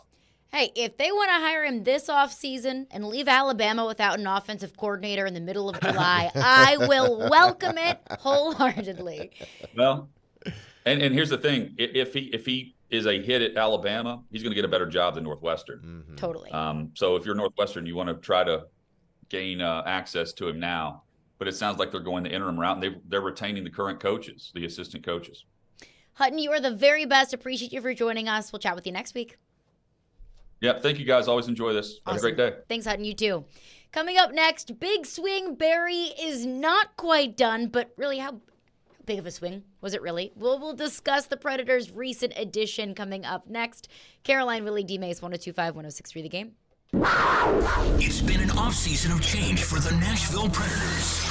Still going to be a relatively young roster. Johansson's gone, Duchesne's gone. The Nashville Predators are interested, potentially, in a Brett Pesce. They did trade Ekholm, Granlund, Tanner Jeannot. What's next for Smashville's team? They want to get younger. They're going to have to move a piece. We have you covered with every move on your home for Smashville. 102.5 and 106.3 The Game and the Game Nashville app. Men, what's going on? I need to listen. I need you to listen to me because I got to tell you something about Cool Springs MD. Over the years, more men have started to seek help for hormone deficiencies and imbalances, and Dr. Jeffrey Lodge and his wife Daphne, along with that wonderful and experienced staff, give men the treatment required to improve their quality of life. Cool Springs MD services have already helped many men of Brentwood, Nashville, and the surrounding areas in Tennessee with improving their immune systems, energy levels, cognitive functions, and more. They are there to connect you with the medical care you require to have a healthy and enriched life. So there's no better time now to have a healthy lifestyle. Men, what are you waiting for? Give Dr. Jeffrey Lodge and Cool Springs MD a call today for an appointment. Here's the number, 615-486-3458. That's 615-486-3458. Or visit our website at coolspringsmd.com. Hey, Tennessee, when you bet on Zen Sports, the new sportsbook in town, you get the best reward possible. Cold, hard cash. You bet with your own money, so why accept anything less from your rewards program? With Zen Sports, you earn cash on your bets, cash on your referrals bets, and a welcome bonus in, you guessed it, cash. So stop settling for Vegas rewards when we're in Tennessee. Cash in your old sportsbook for Zen Sports. Your wallet will thank you later. Zen Sports. Betting just got better. Gambling problem? Call 1-800-889-9789. Terms and conditions apply. Must be 21 and up and in Tennessee to bet. More than 80 million Americans depend on AM radio for their news, traffic, weather, sports, and a community connection. It's the backbone of the emergency alert system, keeping us safe in dangerous times. It's critical that we keep AM radio in cars, because when cell and internet services are down, this free emergency service could be your only lifeline. Text AM to 52886 and tell Congress we need AM radio in cars. This message furnished by the National Association of Broadcasters.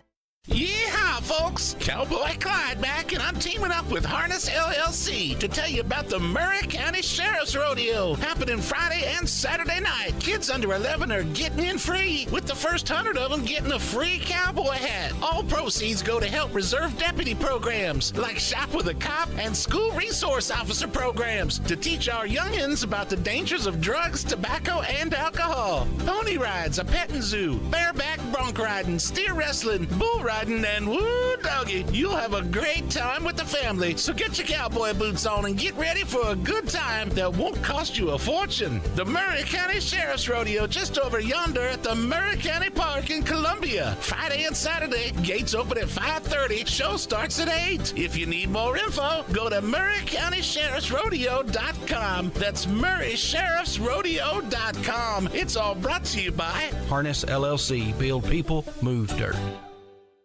In any work environment, the culture is the most important thing. And what makes up the culture? The people. And this month at Cromwell Media, we want to highlight a few people who are celebrating their anniversaries with us. Morning show producer on 102.5 The Game, Nick Keyser, is celebrating 2 years. 102.9 The Buzz hosts, Eric Steele and Andy Herring, are celebrating 9 years. Sports producer Kenny Adams is celebrating 11 years. And Derek Mason, one of the greatest receivers in Titans history, is celebrating his anniversary with us on 102.5 The Game as well. If you're looking for a new career, reach out to us at together@cromwellmedia.com. Love what you do, love where you work.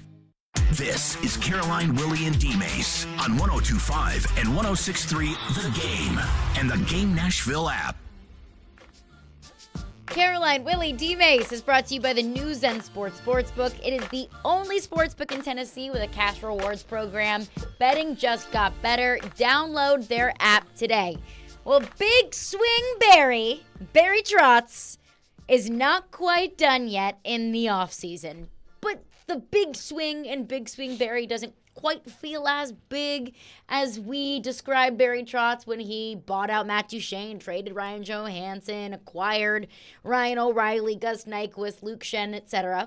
But the Nashville Predators did make a move last night, signing former first-round pick Denis Gurianov. Am I saying that correct? Yep. All Yeah, right. close enough. Woo-hoo. All right. Close enough. Signed him to a one-year deal, $850,000. Not a long-term commitment, not a big financial commitment, but just adding some more depth, adding another body offensively.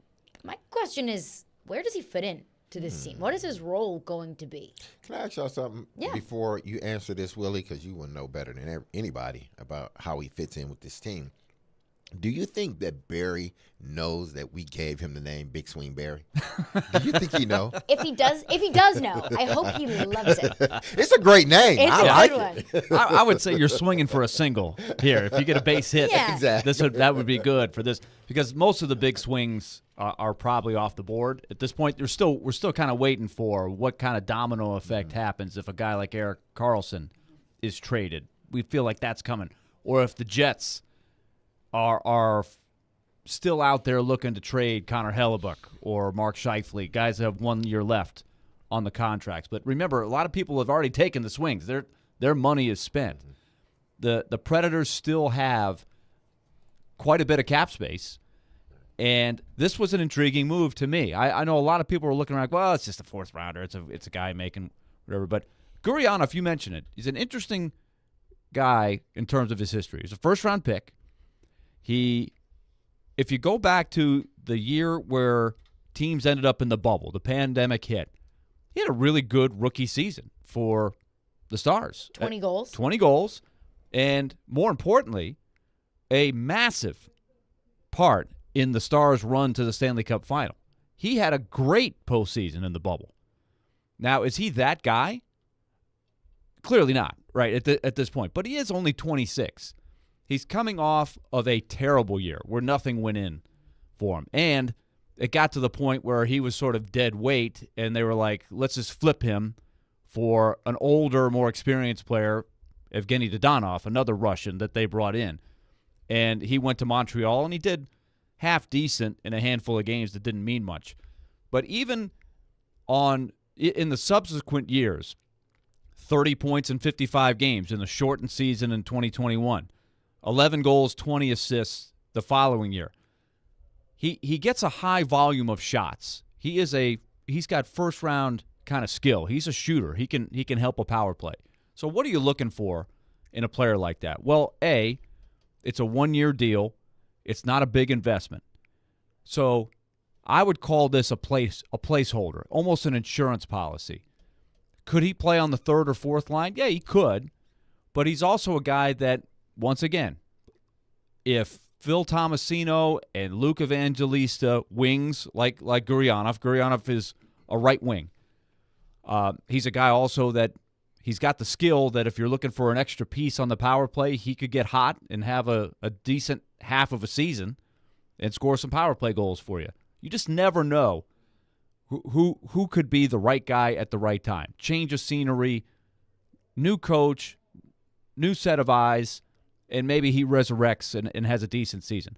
But that's just insurance. The ideal format would be Tomasino, would be Evangelista, they take this job and run with it. They get to the next level. But the likely scenario is they're not all going to hit it day one. You're going to need other guys like a Nyquist. Gurianov could be a guy like that to give you a little extra skill in the lineup on those nights where the rookies are just not going, or one or two of them are, but one or two of them are slumping. So I can see Gurianov being a guy that you move around. And look, if it doesn't work out, it blows up. You're out $950 or $850,000. No harm, no and foul. no harm, no foul. But I have seen guys like this come in on a flyer deal like this and bounce back and have a great year. Just because there's going to be an opportunity there.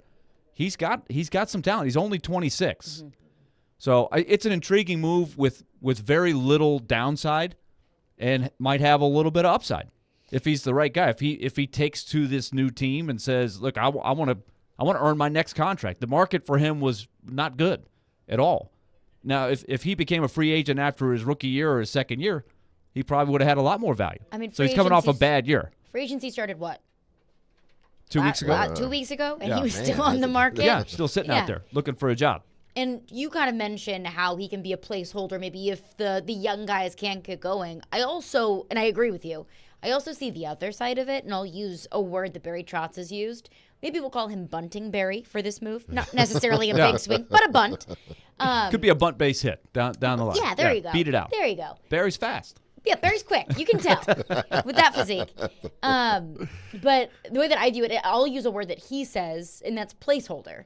That if Gurianov is one of your guys that is a placeholder, you don't feel bad about moving him out of that spot and putting a young guy in. Because, again, no harm, no foul. You don't have a ton of investment into him. If you'd like to increase your investment after this season, I'm sure you'll have that opportunity. 615-737-1025 is our phone number. One kind of thing that I've caught on to from Predators fans, whether it be on Twitter, in our text line, our callers, I have a feeling that maybe not everyone is catching on with what Barry Trotz's vision is and plan is, what his philosophy is for the team. On the PDO Cast, Sportsnet podcast, they were discussing some of the moves that Barry Trotz has made, what their interpretation of the vision is. And we will get into that coming up next. Caroline, Willy, D-Mase, 102.5, 106.3. I think that this team wins the AFC South. Trevor knows. Join ESPN's Trevor Maddich every Tuesday at 4:30 on Stillman & Company as he gives his opinions on the latest from the gridiron. I'm going to the team where I can get a ring. Trevor Maddich brought to you by Houston Clinic Orthopedics, where experience matters, on 102.5 and 106.3 The Game and the Game Nashville app. Hey, it's Jared for PhD Weight Loss. I love the PhD Weight Loss program, and I've blown past the 20-pound mark. And I've done it all while enjoying the summer and traveling on vacations. I love the PhD program because it's simple for me to understand and to activate. And quite frankly, because it works. I feel so much better about myself because I feel in control of my weight, and I get excited when I continue to see my progress.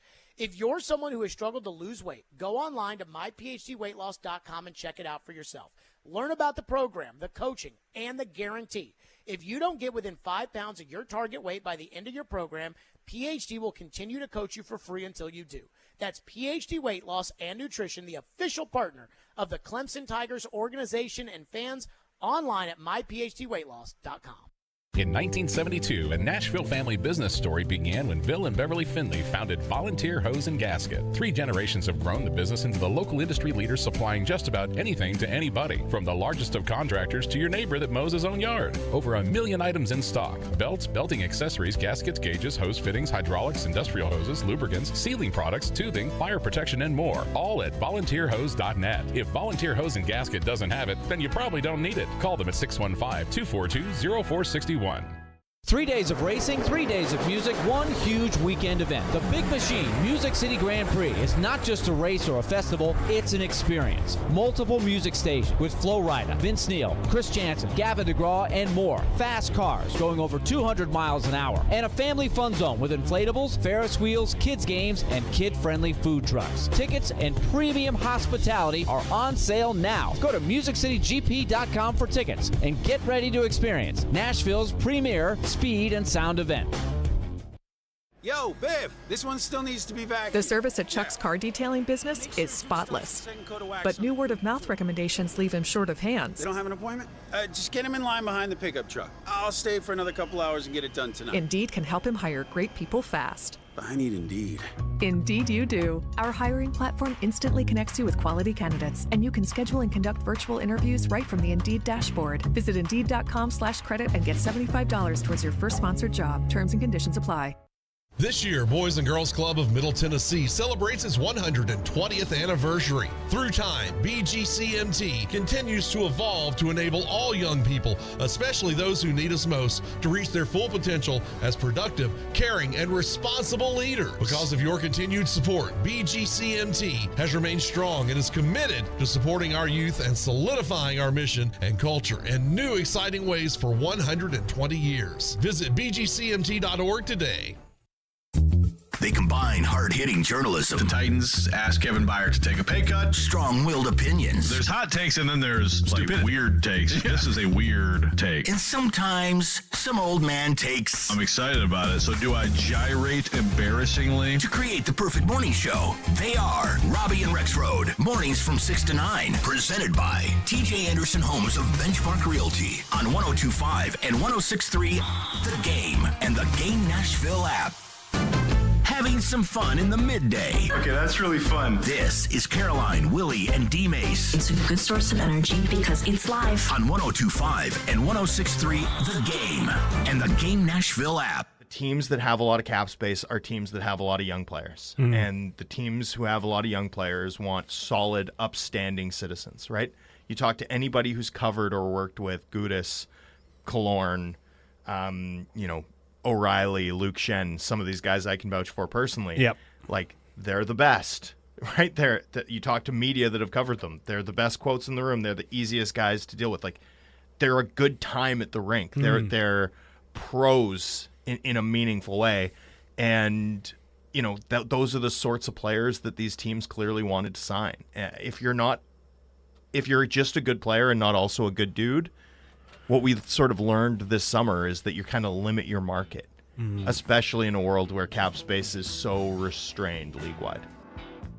That was Thomas Drance, who covers the Vancouver Canucks for The Athletic, on with Dmitry Filipovich on the Hockey PDO cast, a Sportsnet podcast, kind of breaking down what I think in a very, compact way, the exact vision that Barry Trotz had. And he mentions Luke Shen, Ryan O'Reilly, that they're just culture guys.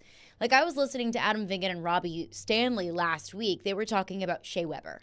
Like, when Shea Weber walked into the room, everybody stood up straighter. Everybody buttoned up. Everybody just felt Shea Weber's presence.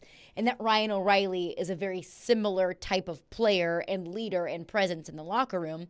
And Thomas Drance kind of breaking down there exactly what the Nashville Predators have been focusing on. And it's those culture kind of guys.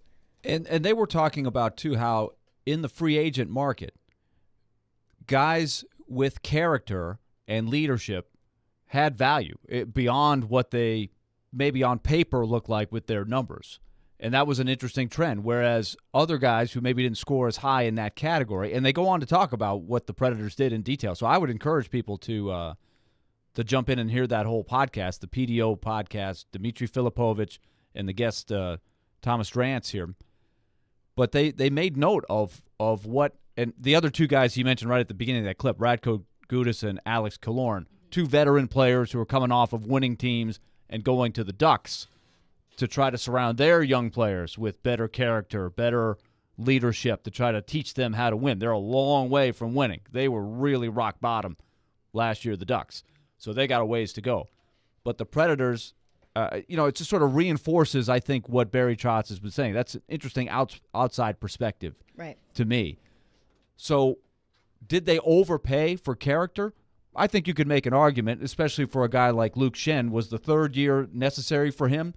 4 years for O'Reilly. 4 years for O'Reilly. Now, O'Reilly, though, has still, he's got a lot of value as a player. Like, he does a lot of things to help you win beyond just goals and assists, and he scores his share of stuff. The only question is, can he do it for 4 more years? I feel pretty good about that. And he had a more competitive market. that you probably Yes, had to give him that 4th year because the Good Maple Leafs point. wanted to hold on to him. Very good point. With Shen, I'm not sure what the market was, but I think they paid a little extra, and he's not a guy that is going to move the needle with goals and assists, right? His real value is going to be protection of your skilled players, your veterans like Yossi, and the winning culture in the locker room. Hopefully he's a serviceable third-pair guy that can play solid the way he's been playing the last couple of years of his career. Can he do it for 3 more years at his age? I don't know. That's a little bit of a bet.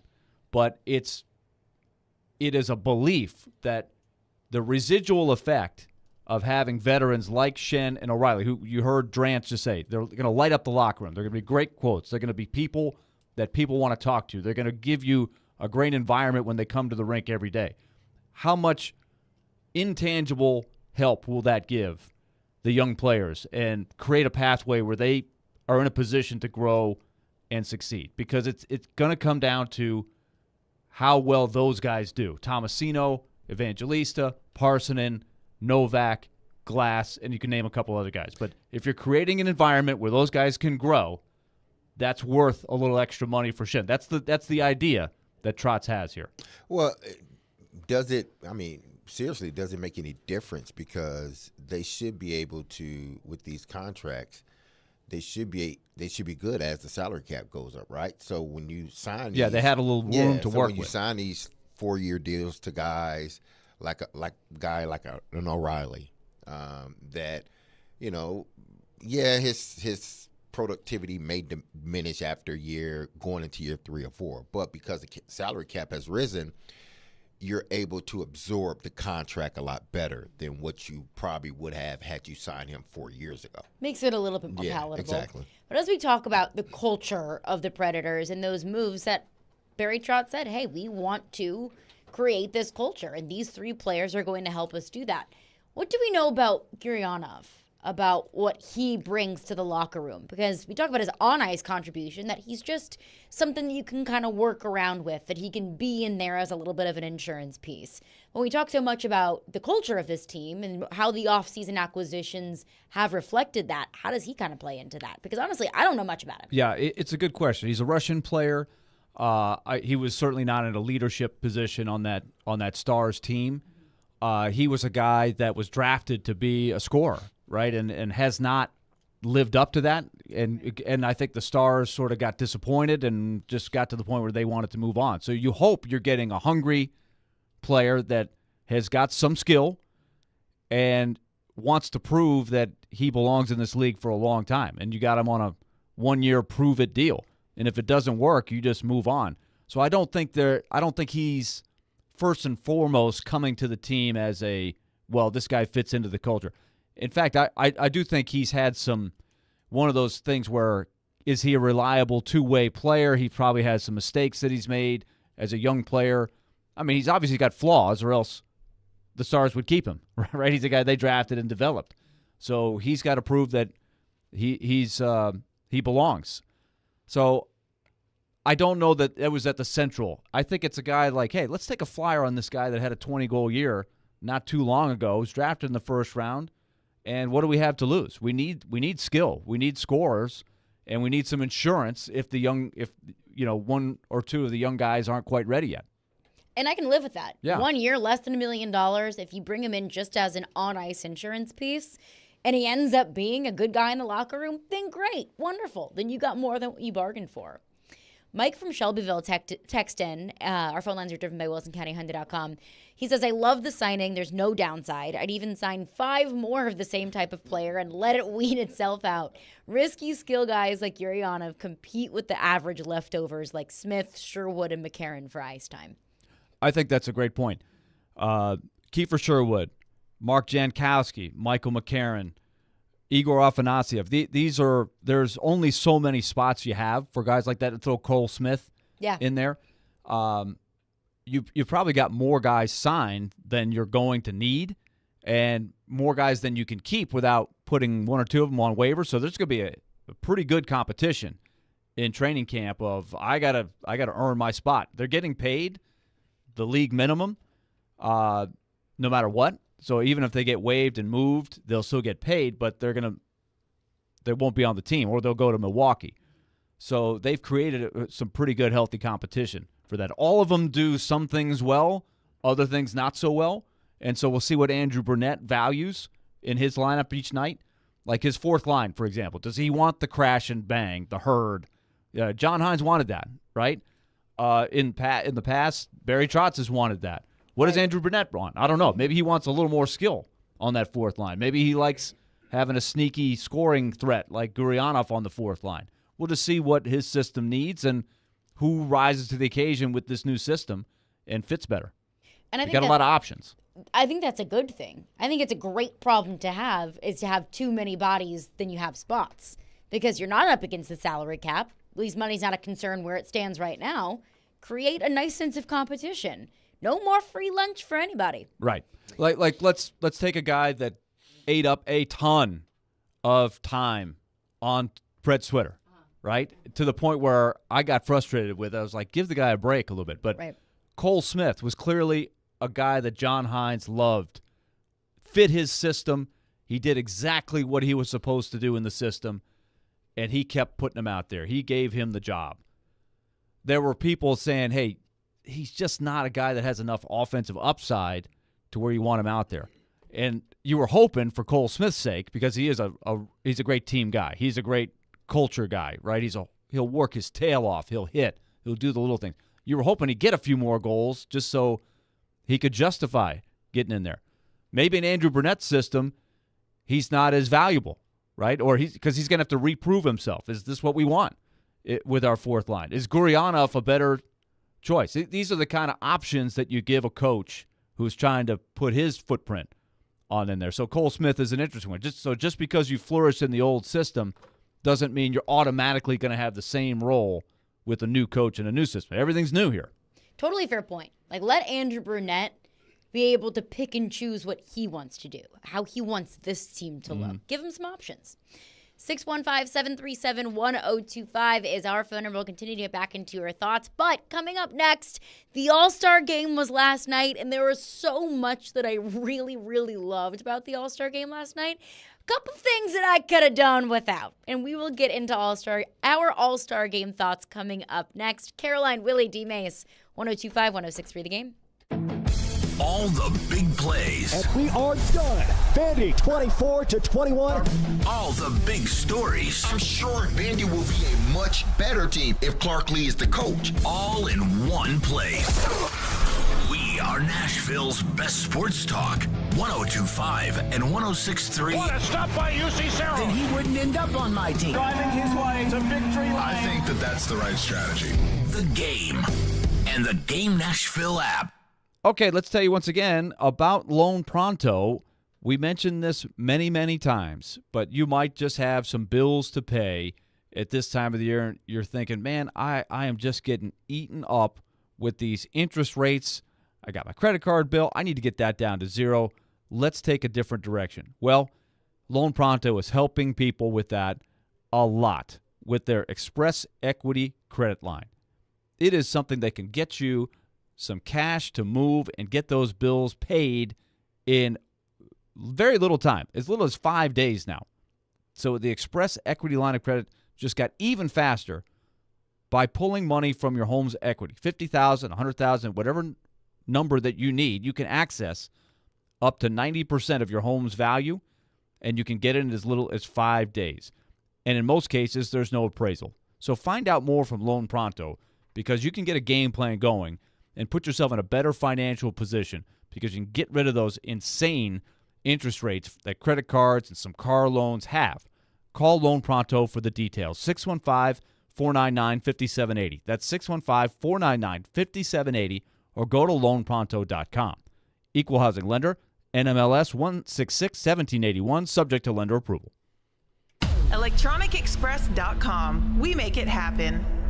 We pride ourselves on being transparent, opening up the books, and sharing all the secrets of the diamond industry. We have a passion for this, and part of having a passion is sharing that passion. Genesis Diamonds Vice President David Cooper says, at Genesis, you don't just get an entry-level course in diamonds, you get a PhD. We love educating our customers, even over-educating our customers about diamonds and gemstones, so they can truly see the difference in what we offer. At Genesis, diamonds are not a side business. It's their only business. We eat, breathe, and sleep diamonds. So whether you end up buying at Genesis or not, come for the education. The better educated we can make you at Genesis Diamonds, the better a shopper you're going to be, whether you shop with us or anyone else. You will be able to tell the difference and know what you are buying, so you make the best decision for you. Genesis Diamonds, proud to offer one of the largest selections of GIA certified diamonds in the nation, with no middleman markups, no retail pricing games, no commission salespeople, and no nonsense. Genesis Diamonds, Green Hills and Cool Springs.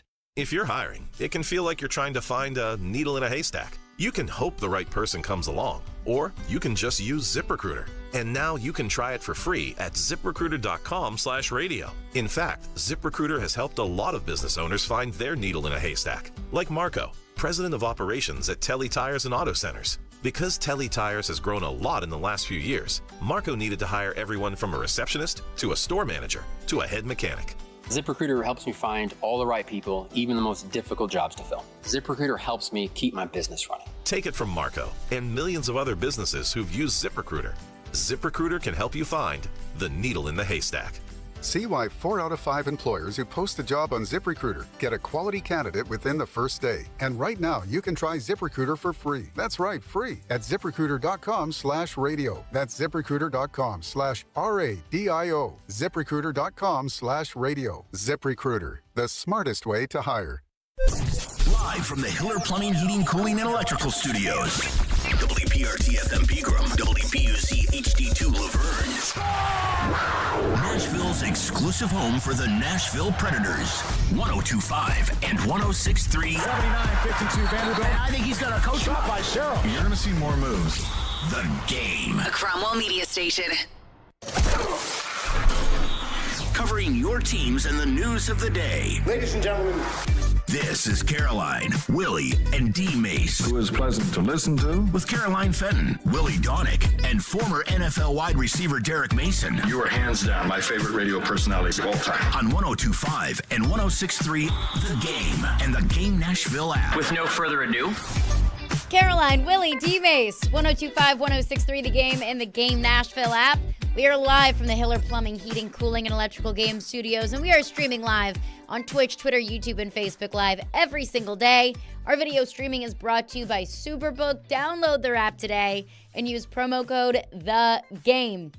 Last night was the All-Star Game, and Willie, you said yesterday, I just want it to be a good game. I don't want it to be like a 3-2 kind of game.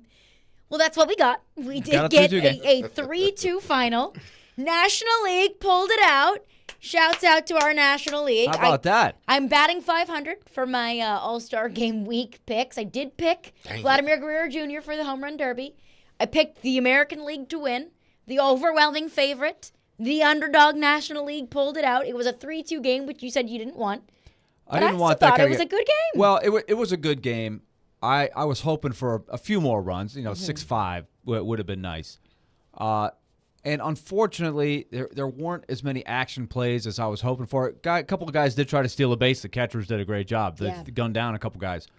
And there were some decent moments where you're looking at strategy and stuff, but by and large, it still was a lot of strike. These pitchers are nasty. These pitchers are absolutely best pitchers in the nasty. league.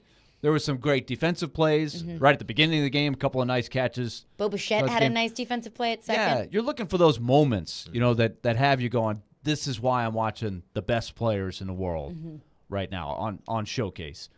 So I was hoping for a little bit more action, but you did have a nice turn of events there, the go-ahead home run at the end. Yep. Unlikely all-star, a guy playing in his first all-star game, Elias Diaz, the last place team, the Rockies. Like, oh, wow. Like, I remember that's happened before. Every now and then a no-name all-star is the hero. And then at the end of the game, you had a nice little piece of drama where the local kid, Julio Rodriguez, walks up with the tying run on base. He drew a walk, but, so you had some drama there. So not bad. Not a bad All-Star game. I'm still looking for that classic that has everybody buzzing. It's like, I got to watch next year. Not quite to that level. It wasn't quite there. What? I want the D-Mase. resurrection. I love the game, D-Mase. I'm looking out for my game. But a 3-2 game could be exciting as well. It can be. Yeah. It can be. But you want to see some runs scored. They're so caught up with the mics and, having the players talk to each other. I get that you're trying to do something different. I think they should focus more on, showcase what you can do as a player. I know they want the personalities to come out, and a certain amount of that is okay, but do you guys feel like it's bleeding into the game a little too much? Hate it. I hate it. I was at the. I don't want to be that. I don't game. want to be the old get off my lawn traditionalist, right? But I could do without that stuff. The idea of miking up players in the middle of a game, especially in the middle of the All-Star game, the idea in its essence, I think, is perfect because you get a little bit of the personality of the players. I just wish that the way that they executed it was a little bit different, that they would kind of break down that third wall. Like, it was toward the beginning of the game, I was listening to Juan Soto, who was mic'd up in the outfield, and they were asking him, hey, what's the weather like in center field? Please, can we get a little bit of a breakdown of what's it like? You get to play on the same team as some of the best players that you've gone against. Walk us through this. So you're right in the middle of the sun. There's a pop-up coming towards you. The sun is in your eyes. How do you get through that? Those kinds of questions that break down the barrier of somebody who is an average baseball fan who might not know a ton about baseball, but the All-Star game is the perfect opportunity to really hook them in and get them interested in the game. The idea, I think, is great. The execution, I don't love. I think it's boring. The small talk and just the interviewing, I don't like it. I don't like it. It seems to me that, the announcers don't really like it either. It's hard. It's hard to do that. Because you're trying to call a game and keep everybody sort of into the game, but then you got to do this interview, and the interviewee isn't really paying attention because they got you're playing the game. Exactly, you're playing the game. So I'm sure, when they're doing these interviews, in their back of their mind, they're like, really, we got to do it, but what are we going to ask him? Yeah, I could have done without Big Papi and A-Rod on the side eating that popcorn. was a whole nother thing they tried to do. Awful. Yeah. I hated it. They're trying to do the Charles Barkley effect. Right. They're trying to make Big Papi into that kind of character. But if you're trying too hard, it doesn't come across very well. Charles don't try. That's just him. Okay? It's natural. Exactly. It's just natural. Shaq is natural. I would love to have heard a little bit from more of Derek Jeter because I feel like he has a lot to contribute to the game. But, A-Rod and Ortiz, we hear from them time to time on a Sunday Night Baseball or whatever. Jeter's every once in a blue moon, David Ortiz talking about how he matched his batting gloves to his sports car. I could have lived my entire life without knowing that and would have been totally fine. But I think there's one trend that I've noticed, whether it's networks in general, not just sports, but networks or individual shows, individual people. I think sometimes they tried too hard to really get the social media moment, get the viral moment, or get people to laugh or become relatable, where it just feels forced. Yeah, it's got to be organic. You are all legendary Hall of Fame baseball players watching the best of the best in baseball right now. That in and of itself is entertaining. I want to hear what you think about it. I want you to talk about the game. I want you to build your own camaraderie instead of trying to recreate what somebody else has done. The baseball thing, I do feel like you have the opportunity in a baseball game to have some great conversational stuff going on organically, but it can't be forced. You can't just say, in this inning, we're going to try to be funny. Like when you're interviewing a person who's playing in an all-star game, I don't think that's the time to be yucking it up and trying to have some funny stuff. At least that's me. I know that you're trying to bring out a player's personality, but it just doesn't work very often.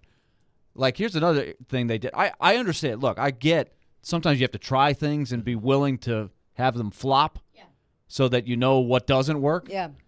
They actually had, I couldn't believe he did this, but Nate Eovaldi, the pitcher, was actually talking to the announcers while he was pitching in the second inning. That's hard. And he got into a little bit of a jam, and I was like, man, he's never doing this again if he gives up a 3-run homer right here. Got to mute that mic. Yeah, and he was, you could tell he was fiddling with the earpiece, and he had to get quiet a little bit because all of a sudden 2 guys were on base. But he was actually trying to talk to the announcers, to the catcher, hey, what do you got here? I'm going to go fastball. Great idea, I guess, but I guess they had to see it. I admire the guy because if I were pitching in an all-star game, I'd be like, don't go. I'm not doing that. I got to get these guys out. These are the best hitters in the game. I can't be talking to you and trying to get them out. Yeah. I do wish there was somebody there to be like, let's go ahead and give him some time. We'll let him reacclimate. Like, if I'm in that position, I'm like, get this freaking mic off of me. I got men on. I thought he was going to do that. I honestly thought he was going to rip it out of his ear and just say, guys, I got to get these guys out. They did it last year with Alec Manoah with Toronto, and now he's in minor leagues. But like they did it last year with them, and it worked out seamless. I think one because he's just throwing a bunch of heat down the middle, and it worked out. But yeah, Evaldi, I felt bad for him because he did get into a jam, and it was just unfortunate. They had Nestor Cortez right? Actually talking back and forth with the catcher last year. That was interesting. So I know they're way into that, but I don't know. They're still not quite where I'd like to see it. I like the idea. I could do some better execution. But I think the worst offense last night, the worst part of the All-Star game, those were the ugliest uniforms that I have ever seen in any sport in my whole entire life. And not only were they so ugly that I kept getting distracted at how ugly they were. Can't we just bring back players wearing their regular uniforms in the All-Star game? Like, if we're trying to grow the game, if we're trying to brand our players, which I think MLB doesn't do nearly as well as other leagues in professional sports, is branding their superstars, shouldn't we want them on the biggest stage of the year other than the World Series to be branded in their own uniforms? You're preaching to the choir. I have been saying this, Carolina. I'm so glad that somebody besides me is doing this. My good friend Tyler Kepner from the New York Times has been on this for years now. I think one of the coolest visuals of the All-Star game is when you see all of the different uniforms blending together on the field. Yeah, like, for cool. example, Tyler in his article in the New York Times today pointed out that the Rangers at one point had like 6 guys on the field. That would have been a cool visual, especially for a Ranger fan. Like the Rangers fans, they don't have a bunch of World Series rings. They'd be like, hey, cool, we got 6 of our guys on the field at the same time. That's something that doesn't ever happen. The Braves had the entire infield at one time. That would have been cool, but you can't ever know it because you can't know. It's hard to know who is who when you have these bland, bad uniforms. They're just flat out lame. I mean, like the American League uniforms, the tops, the jerseys looked like scrubs, like that doctors wear, that got dropped in the street and run over by cars. And in the National League, they're wearing these ugly black uniforms that I hated.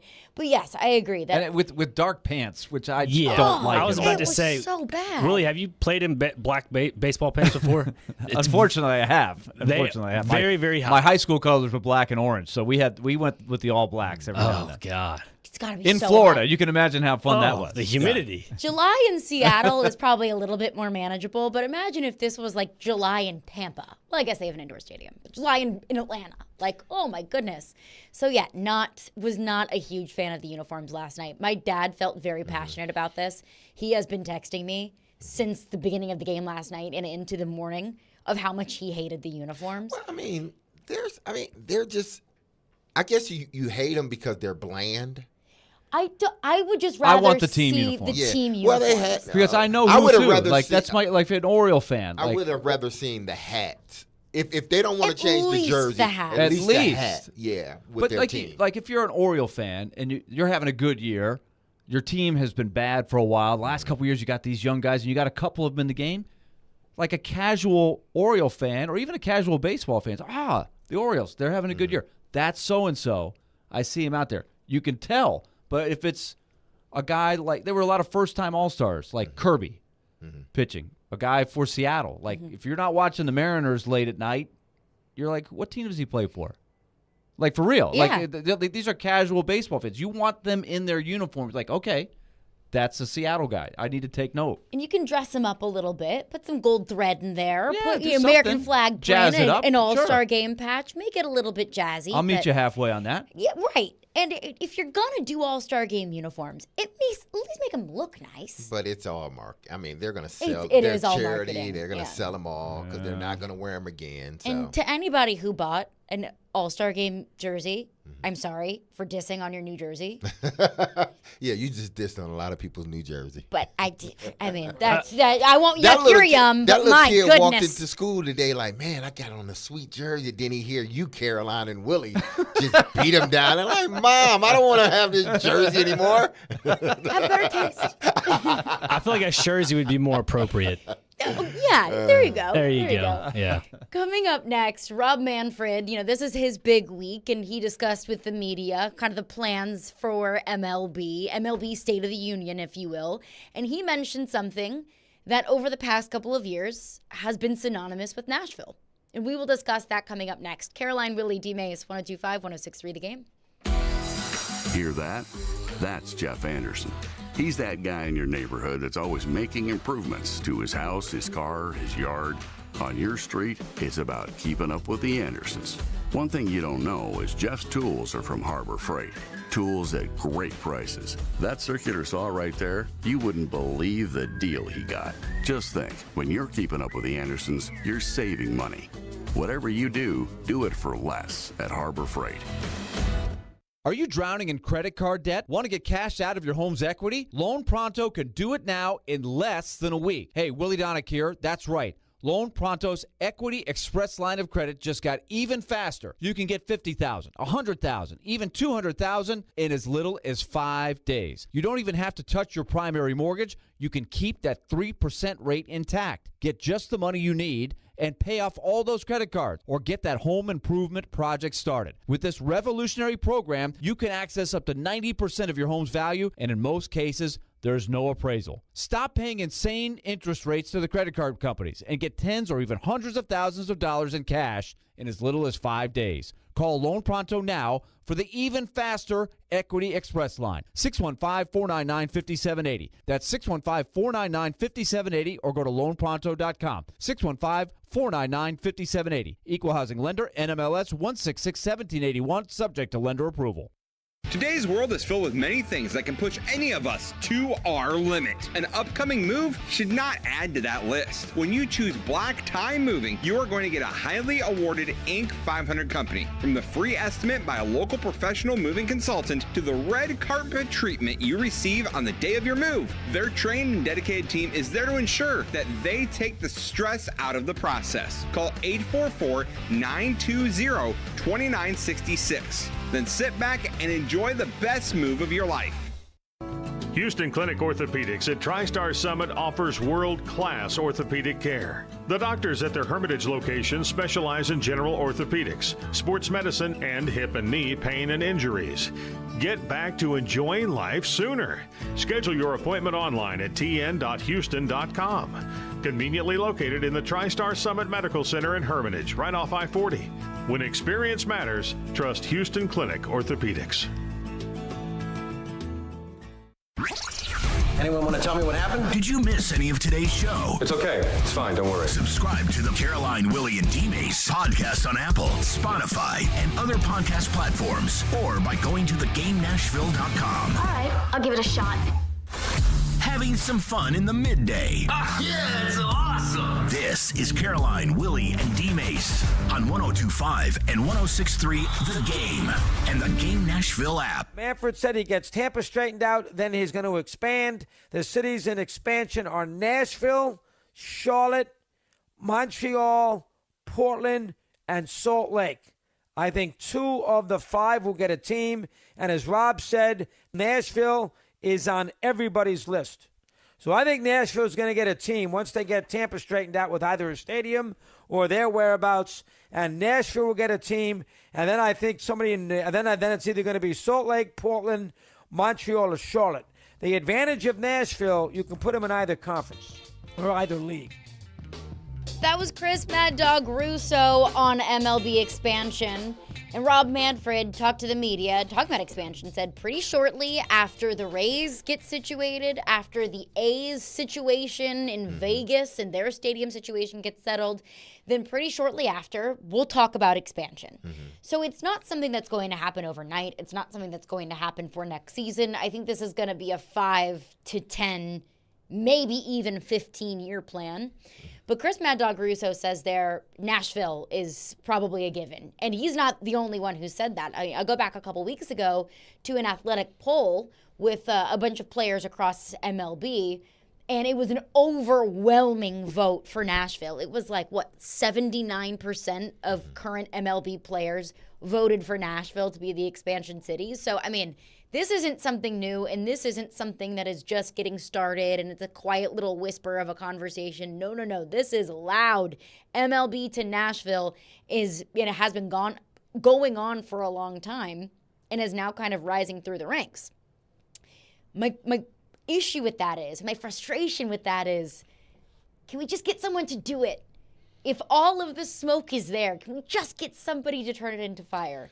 Well, I mean, okay, I wonder this. Two things. One, I mean, who's going to pay for it? That's what I mean. Yeah, who's going to pay for it? Like they did the soccer stadium, they paid for it. Ingram, that's his deal. And multiply that by like 10. Exactly. So who's going to pay for that baseball stadium? If indeed it does come. That has to be one of the first hurdles to be crossed, because you can't then come back after you've given all this money to the Titans, then come back again and ask for money. I don't care if it is 10 years down the line, and then ask the taxpayers again to foot half the bill or whatever it is for a baseball stadium. That's the first question. Then the second is, these players are saying, okay, Nashville. Why are they saying Nashville? that is, it never ceases to amaze it's like, me. why are they? Are they saying it because uniform. I'm like Barry? Don't come here. Come here because you want to win and you want to play. Don't come here because of what you think the city is. So are the players saying that because Nashville? Because it's been the last 10 years that all of this stuff started drumming up. Probably a little bit longer than that. But is it because Nashville is the quote-unquote it city now?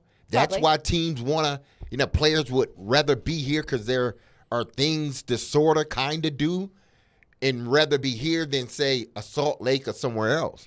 It's city, and I think also has proven to be a very good sports taxes, city. Taxes, obviously. A very good sports city. I mean, the franchises that have come to Nashville have been successful. They have. Titans, the Predators, Nashville SC, the Nashville Sounds. I know it's on a completely different level, but every team that's come to Nashville has been successful. A lot of those players may have come through Nashville to play against the Sounds or with the Sounds. So the players, that doesn't surprise me that much, but it's like this. It's this thing that's out there. Where could we have a team? Nashville. It's imprinted in the mind. Bam, right there, Nashville. So rolls off the tongue. Chris Russo the same way, but what always amazes me is they don't ever take the next step. Like the next step is you get somebody from the group, the Nashville Stars group, Music City Baseball, and Dave Stewart does a great interview, and Chris Russo is like, oh, man, I love Dave Stewart.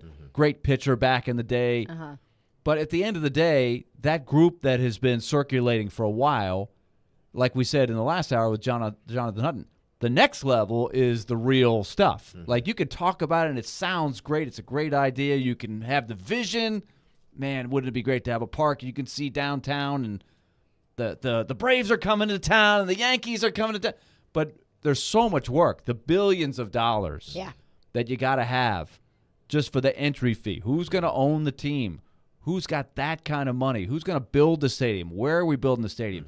Who is working the leadership of the city? We're going to have a new mayor. Like, I wonder, in the mayoral race, is that going to come up? Is that going to be a topic? Yeah. I don't know. If it's so far down the list, I don't think it's going to be a topic. Do you?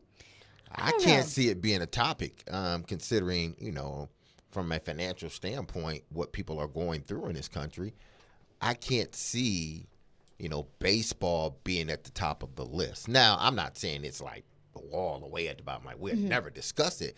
But if I'm walking into a sort of a mayoral debate, I'm not asking about a damn stadium. I don't care. I'm saying me. I'm not asking about a baseball stadium. I'm asking about everyday things, stuff that people go through. I'm not asking about a stadium. Now, a stadium may come up eventually, but I think that's sort of after you get through all the serious stuff, and then it's that maybe someone doesn't ask, but the narrator asks. Oh, so what do you think about, a potential of, MLB coming to Nashville? And then you get to answer it. Because I think, honestly, the residents are like, man, we got enough stuff to deal with. You already asked us to pay X amount of dollars for the stadium up the street. We'd do that because we have no choice. Right.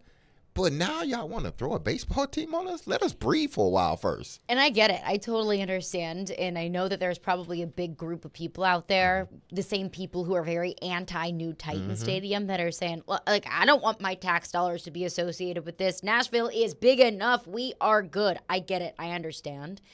But I do think if this never comes to fruition, which I do think it will eventually, if this never comes to fruition, I do think it's a shame that there is so much desire for a team in this city, not just within this city, but in the league as well, but if it never comes to fruition. But I think that's a central question is the desire really coming from the people in the city, or is most of the desire coming from people like Chris Russo from the outside the city?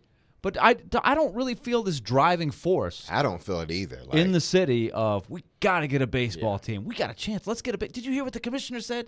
Let's bring a baseball team here.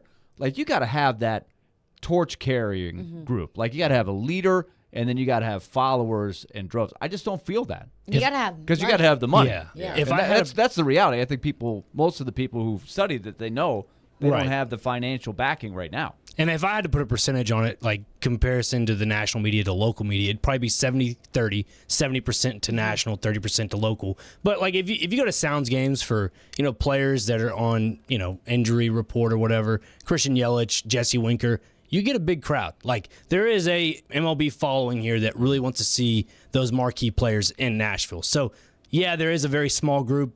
It would take an arm and a leg to really get a baseball stadium here. Like you both have said, tax-paying dollars. And also, where's the parking going to be? That's the big issue. Where's the stadium going to be? Yeah, because stadium you gotta and parking. this.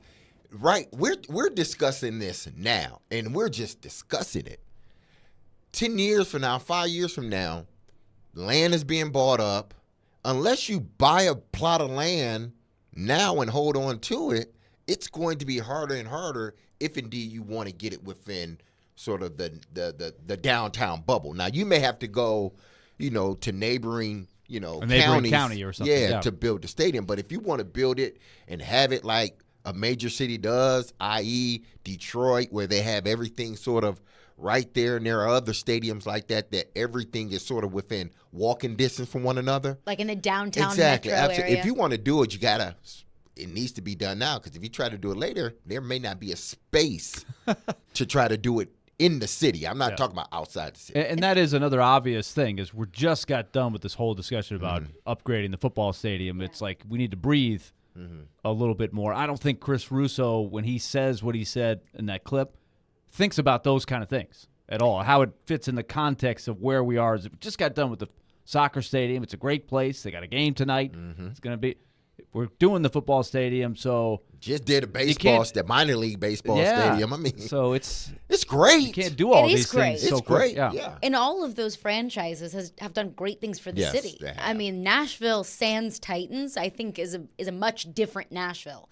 So what another level can the city take with another major league team? And I know there are so many people that are hearing that and thinking, we're good. We don't need another level of what Nashville can be. I do think that that a group or people that want to bring a team here could look at the Atlanta Braves.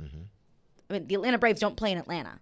Not anymore, at least. They play outside of Atlanta. Marietta? Cobb County. Yeah, right. So, I mean, it has been done before that it's not in the metro area, but I'm with you, D-Mase. I love it when it's right in the middle of everything. I just don't know if there's space. There's one other element from that Chris Russo clip that I want to get into coming up next. And, of course, your thoughts as well. Caroline, Willy, D-Mase, 102.5, 106.3 The Game. College football. Another Tennessee touchdown. Is touchdown, Georgia. Coming. Touchdown, Alabama. Join us live from SEC Media Days in Nashville all next week for the news, interviews, and much more. On 102.5 and 106.3 The Game and the Game Nashville app. Hey, Tennessee, we're Zen Sports, the new sportsbook in town. We listen to your feedback on our competitors, so we designed Zen Sports just the way you wish. Set favorites, search and sort bets, and earn real cash rewards, saving you time and money with every bet you make. Find the bets you want, not those distracting bets that seem too good to be true but rarely are. Best of all, withdraw your winnings in under 24 hours. So take control of your bets, because with Zen Sports, betting just got better. Gambling problem? Call 1-800-889-9789. Terms and conditions apply. Must be 21 and up and in Tennessee to bet.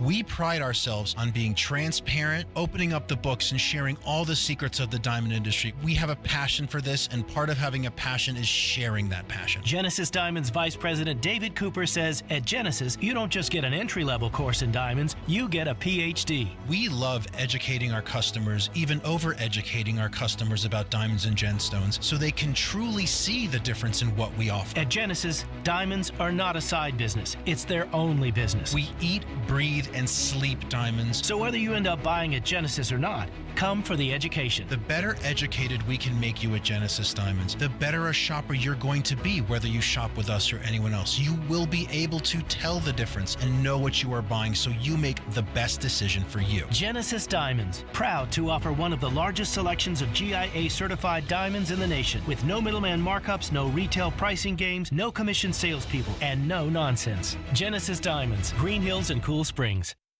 If you're drowning in IRS debt and can't afford to pay, then you need to take advantage of special IRS tax programs that are available and free yourself from IRS collection efforts once and for all. Due to the financial hardship consumers are facing throughout the country, the Internal Revenue Service has made it easier to settle delinquent tax problems. An open phone line has been established by Community Tax for consumers to call and see if they qualify. Take down this number or store it in your cell phone, but call the Community Tax Helpline at 800-587-5063. If you owe back taxes to the IRS and cannot afford to pay them back, or even if you have years of unfiled tax returns, there's no need to fear anymore. But you have to call the Community Tax Helpline today at 800-587-5063 for the help that you need. Don't take on the IRS alone. They can attack your wages, savings, pension, home, and even your Social Security check. Call 800-587-5063 for your free consultation and to see if you qualify. That's 800-587-5063. This is Caroline, Willy, and D-Mase on 102.5 and 106.3 The Game and the Game Nashville app.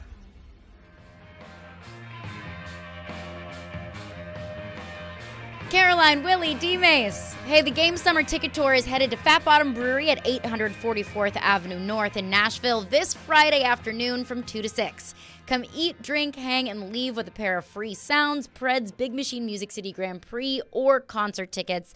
Also, you can get signed up for the grand prize, Titans tickets, Preds tickets in the 501 Club, and a 2-night stay at Opryland Hotel with access to Soundwaves. Black Tie Moving delivers the Game Summer Ticket Tour. For more details, visit thegamenashville.com/tour. Breaking down MLB expansion, because this is something that has been on the docket of topics of conversation during MLB All-Star Week, really probably for the last few years. And Rob Manfred mentioned kind of a timeline for expansion, that once the A's and the Rays stadium disputes get settled, then we can have the conversation of expansion. And Chris Mad Dog Russo on his show talked about how, Nashville almost seems inevitable. And one reason that he cites is kind of location. Nashville is fairly centrally located. I do also think the Southeast being such a baseball hotbed, and with there's being so much interest in baseball, there's just simply not enough franchises in the Southeast. It's the Braves and then the teams in Florida that I don't think really people care that much about. But one thing that he mentioned was, Nashville. It can really be in the NL, it can be in the AL, and it can be in any sort of division. It can be in the Central, it can be in the East, it can be in the South, it can be in the West, I guess, if you really want it to. The Predators are in the West. So I guess I you could make a lot of trips out there. Yeah, it was not. Remember the Braves one time were in the NL West. When I was growing up, they were constantly playing in San Francisco, San Diego, and It's long trips now. So you can stretch it. It would be ideal for a Central, though. What would you rather? I guess. Well, you answer my question. The American League Central would be the ideal because everybody's sort of fan. You get some pretty good debate going among baseball fans here whether you think it'd be better to be a National League team or an American League team. I always felt like it's a National League town with fans here. I think more likely than not, the baseball fans here are fans of a National League team. Braves, Cardinals, Cubs, Reds, I would say are swirling around. But you don't think because... So is it better to have the team playing against those teams or a team in the American League that all those fans would say, well, I can still root for the Cardinals, but now I'm a Nashville whatever fan in the American League? I think it would almost have to be AL because I think that they would want to breed their own homegrown fans. Like you said, everyone in Nashville is either a Cubs fan, a Reds fan, a Cardinals fan, or a Braves fan. I'm not. I'm a Cardinals fan. If a baseball team comes to Nashville, I want to be a fan of that team. I'm not going to be a fan of that team if they're in the division with my baseball team that I grew up cheering for. I'm not doing that. But if it's a team that rarely plays my Cardinals, then yeah, sure, I can be fans of both. So I think that the team would want to have homegrown Nashville fans. But if your mom or your dad or your family members, they're Braves fans, you're probably going to be a Braves fan too. I think, yeah. But I think you're going to, if a team comes here, you're going to be a fan of, you will sort of adopt that team as sort of your second team. I think now because, baseball is not here, you got fans from various areas. I said the American Central because you got a lot of people that are moving from Michigan. They're moving down to Nashville. So you got your Tiger fans. You got people from Kansas City that are moving here. The drive is not that far. You got your Royal fans. Then you have your Cubs fans and your Cleveland Indian fans. How many people are Royals not Cleveland fans? Indians, Guardians fans. So you have a fan base that is close, that have migrated and moved here for whatever reason, job or whatever reason, that they may love to have an American League Central team here, so then they can see their team come here to play. And when they're not playing their team, they can still have rooting interest for the team that's here. I look at it from that standpoint, but I understand Braves and everything else. I get that. Yeah. And I would love to continue to have these talks, but I still hesitate. And nobody wants this to happen more than me. I would love to see this happen, but I still get frustrated that over the last few years when this has been brewing, right? This belief in this this reputation of our city is out there, but we really haven't made any gains over the last 3 or 4 years with what we've been talking about. The real money group, the real moving on the ground forces to set the table for it to happen. We just haven't. It's sat there. So we can have these great brainstorms.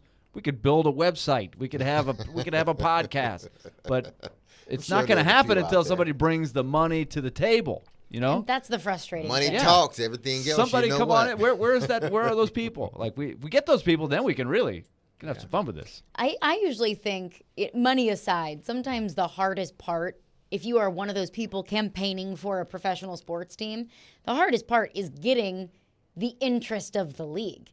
That's there. Yeah, we the got league that. wants Yeah. Nashville. The Yes, league wants the to players. be here. Yeah.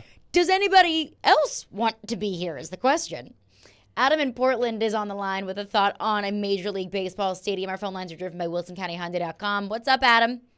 It's the friend zone, man. Have you ever seen a girl tell her friend that she's never going to date, like how awesome he is, but then she's still not going to date him? Like, that's what we're getting told right here. Like, we're awesome, sure, but you need somebody like the Haslams, man, that's just got a bucket of money to jump in. And I think Haslam, because he just threw money at the Preds kind of unnecessarily, and I'm thinking, man, if you could just allocate some of that towards the baseball team, we'd be crushing. But that's who I think of because he likes to put his face in Nashville media. I think he could jump in and save the day. Well, that is interesting that, when you think about traditional families who have that type of resource to own a team. You got Haslam now aligned with the Predators. I think you're going to see his profile raised a little bit more. Totally. You have the group, the Ingram family, who's heavily involved with Nashville SC, has been with Vanderbilt as well, so that sort of takes them out of a baseball thing. And you start looking around, there's not a whole lot of other families.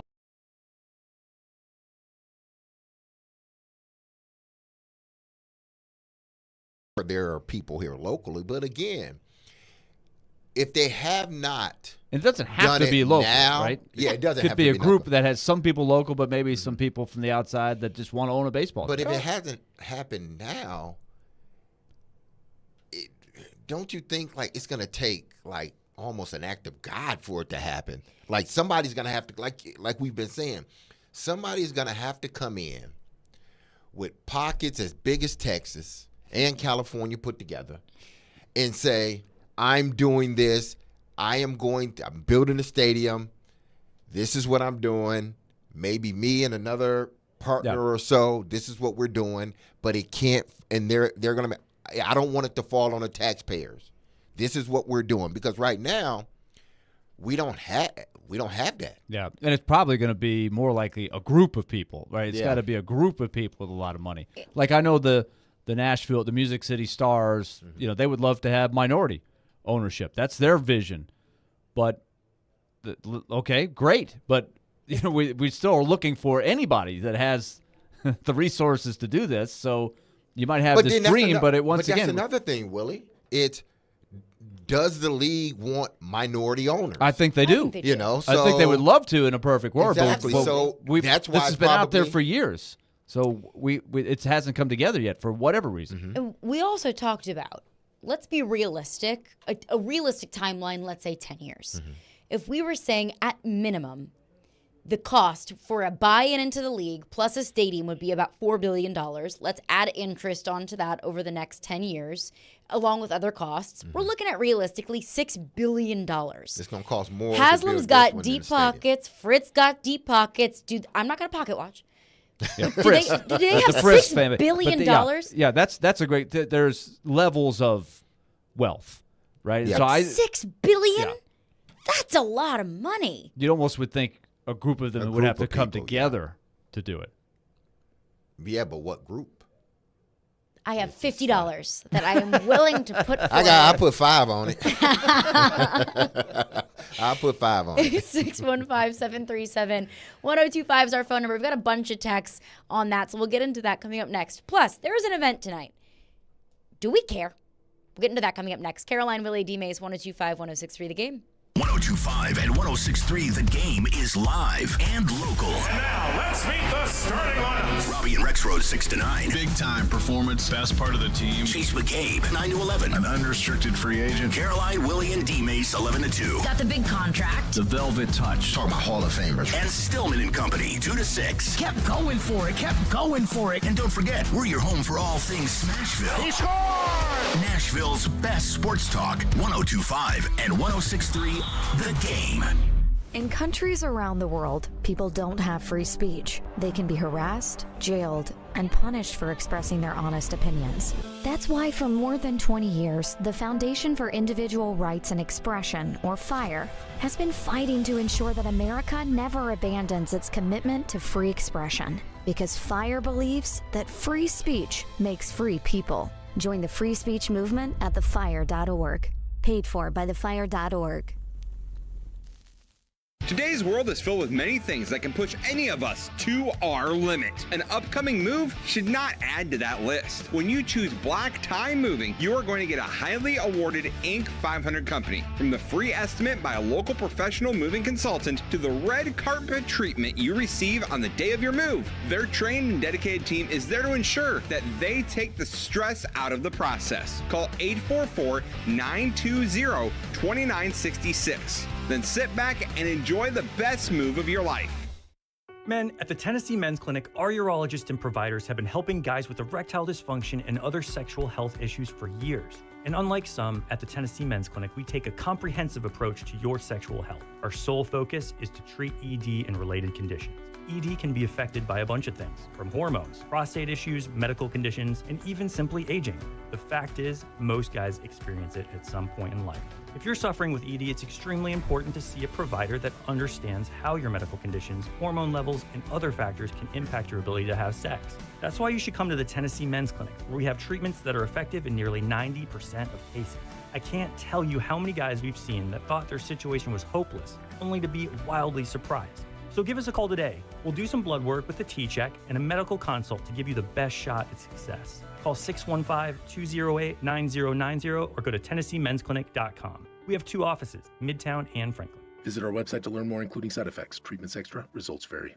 Wesley is a truck driver. I drive a truck, and I love what I do. A truck driver with IRS troubles. They told me I owed them $43,000. It got really bad. Quite a few letters in the mail. They were talking about wage garnishment, coming after my house, my car. Yeah, they don't play around. I seriously thought that I was going to lose everything. One sleepless night, Wesley finally made a call to Optima Tax Relief at 2 a.m. Kind of figured I'd get a machine, but I didn't. I actually got to talk to an actual person in the middle of the night. He found just what he was looking for. Oh, they were great people. You need a team of people that know what they're doing. Optima Tax, they know what they're doing. Optima Tax Relief came through with flying colors. I saved an incredible amount of money. Happy don't even come close. I was absolutely overjoyed. Take Wesley's advice. If you're in any kind of trouble with the IRS, call Optima Tax Relief. Don't trust anybody else. Call Optima for a free consultation. Call 800-343-6460. 800-343-6460. 800-343-6460. Optima Tax Relief. Some restrictions apply. For complete details, please visit OptimaTaxRelief.com. Nashville's radio version of The Odd Couple. You would trade for the third pick? Yeah, I don't know that I would do that. Robbie Stanley and Joe Rexrode are Robbie and Rexrode. I'm here for the discussion. I'm not. It's a good one. It's absurd. Robbie and Rexrode. Mornings from 6 to 9. Win the games. When they get in the playoff, they'll have a chance to. Presented by TJ Anderson Homes of Benchmark Realty on 102.5 and 106.3 The Game and the Game Nashville app. Having some fun in the midday. Okay, that's really fun. This is Caroline, Willy, and D-Mase. It's a good source of energy because it's live. On 102.5 and 106.3 The Game and the Game Nashville app.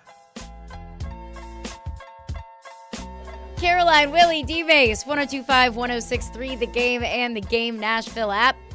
Let's get into some of your thoughts, because we've been discussing MLB expansion and how there seems to be a whole lot of, there is so much buzz surrounding an MLB franchise to Nashville on the outskirts, but maybe not as much in Nashville itself. But Stephen in Clarksville texts in, says, I agree with D-Mase about the fandom. I'm a Massachusetts native and a New England sports team loyalist, but I'm a Preds fan because I was stationed at Fort Campbell their inaugural season. I would be a Nashville baseball fan if we got a team, unless they're playing the Red Sox.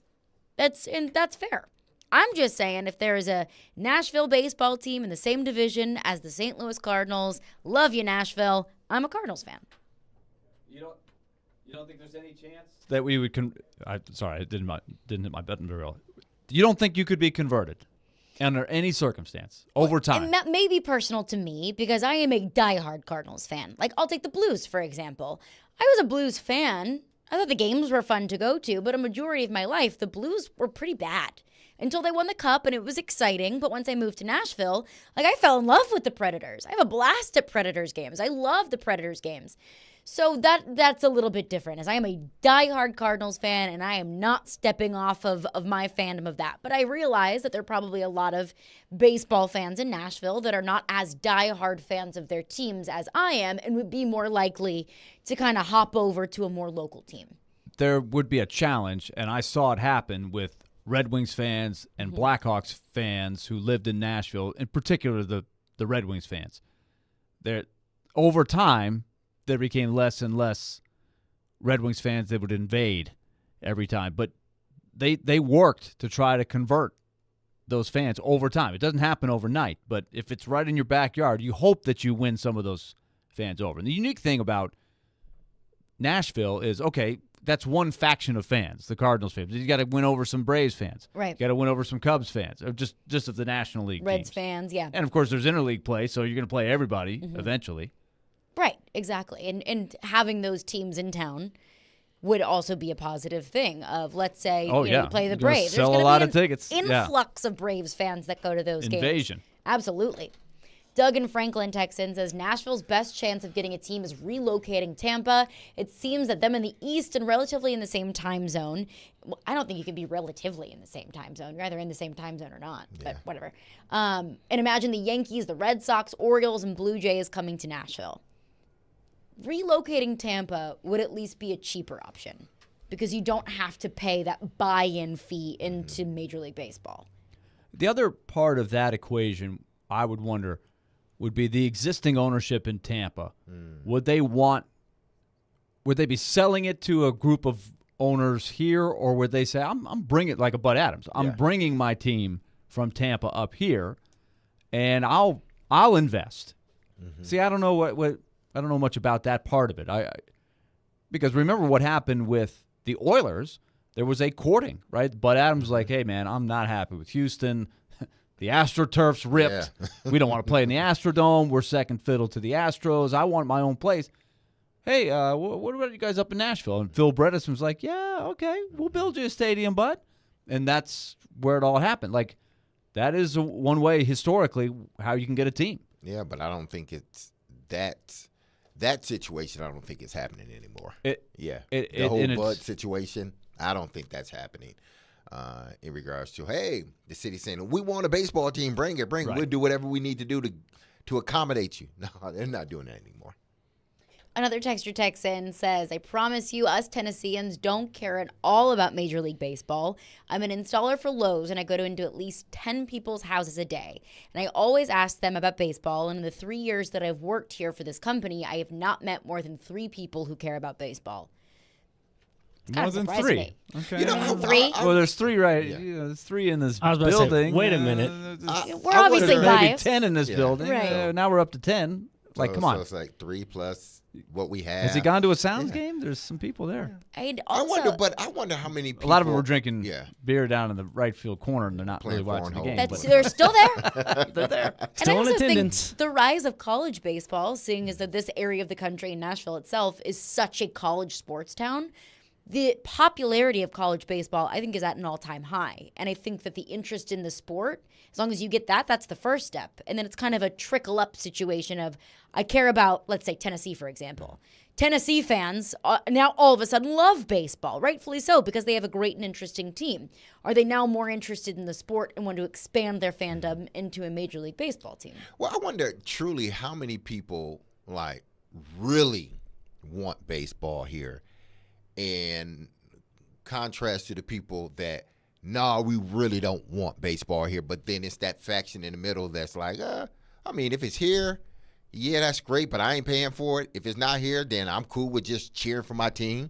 I think that's where you sort of need to find out. Yeah, we can ask, MLB players and upper brass what they want to do, but when it boils down to it, if you're going to ask the city for money, then you need to do a poll, like a serious poll, like how many of y'all really want baseball, how many really don't, and how many are, sort of, hey, yeah, if it comes, great. If it doesn't, I'm cool with it. But you know what? I ain't paying for it.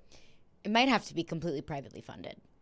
Yeah. In order to get people on board. But I do think that the majority of the population lies in that kind of murky middle of, I'm not dying for a team. I don't hate the idea of a team. But if a team comes, cool. I support it. Fun. Yeah. That'll be great. That'll be a blast. I will say this, though, with saying about MLB coming to Nashville, here's the thing. If Tennessee Titans, when they do build their new stadium, and you see the revenue that comes in from that, that's going to be a little bit of a jumping off point. Like, they're right. Maybe you'll have the same financial success with the baseball team to Nashville. Maybe that might be the tipping point for them to kind of bring it to Nashville. Nah, it's not going to have the same revenue effect. Well, yeah, but I'm just saying, though, if you think about it, though, D-Mase, like concerts, of course, stuff like that. Yeah, stuff like that. Other things you could put inside that venue. Yeah. Yeah, exactly. Because MLB baseball teams, franchises, they do, sporting events and concerts like, Nissan Stadium does here. And if you built a little entertainment area around it, kind of like the Battery in Atlanta, at restaurants, bars, well, shops. it ain't going to be in Nashville. Clarksville. Here we come. Mount Juliet. Well, somewhere. I'm just throwing out examples. But I'm thinking though, is there a place on the outskirts? I don't know if you've got to go across the county line, but is there a place that you could develop and build? Like you said, it's not in Atlanta. The Battery and that park is quite a ways from downtown Atlanta. Mm-hmm. Oh, yeah. It's like a 30-minute drive. Which is great if you're coming from Nashville. You don't have to go all the way into the madness of Atlanta's traffic to get to the park, right? They did that for us. They did that for us. And I appreciate that. Thank you. But the Battery is a great place to go spend an evening. There's all kinds of places to walk around and hang out. You don't even have to go to the game. Some people don't. So could you create that? I don't know. Again, how deep are your pockets? How much are you willing to invest? Because we're talking about an astronomical amount of money. But he mentioned the revenue. The beauty of baseball revenue is 82 home games. 82.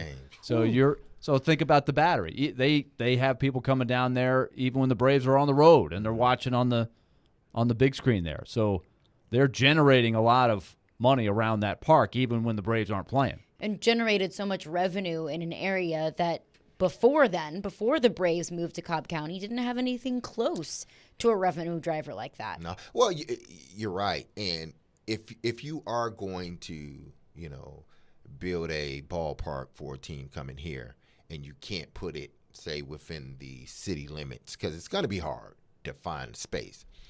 If you put it outside the city limits, you got to almost build a campus. You're going to have to. Mm-hmm. You're going to have to build a campus where people go there. Exactly. Make people go there. There's going to have to be places to live over there and everything else, sort of like the Battery. You can't just throw the stadium there and say, okay, we're good, or throw maybe a gift shop. I'm just saying, not actually a gift shop, but something like a separate business. You can't. It has to be a campus, more than one thing. So I can go there, spend the day there, or live there, live in that area. Yeah, absolutely, because you can live in the Battery. Yeah. And that's huge for bringing young people over to that area.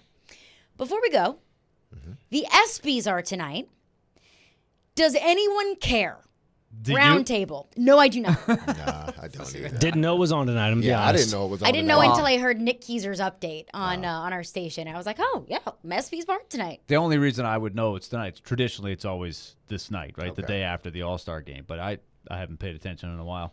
No local angle that I can think of? Angel Reese, she's an LSU basketball player. She's presenting an award. That is about the extent of my interest in the ESPYs.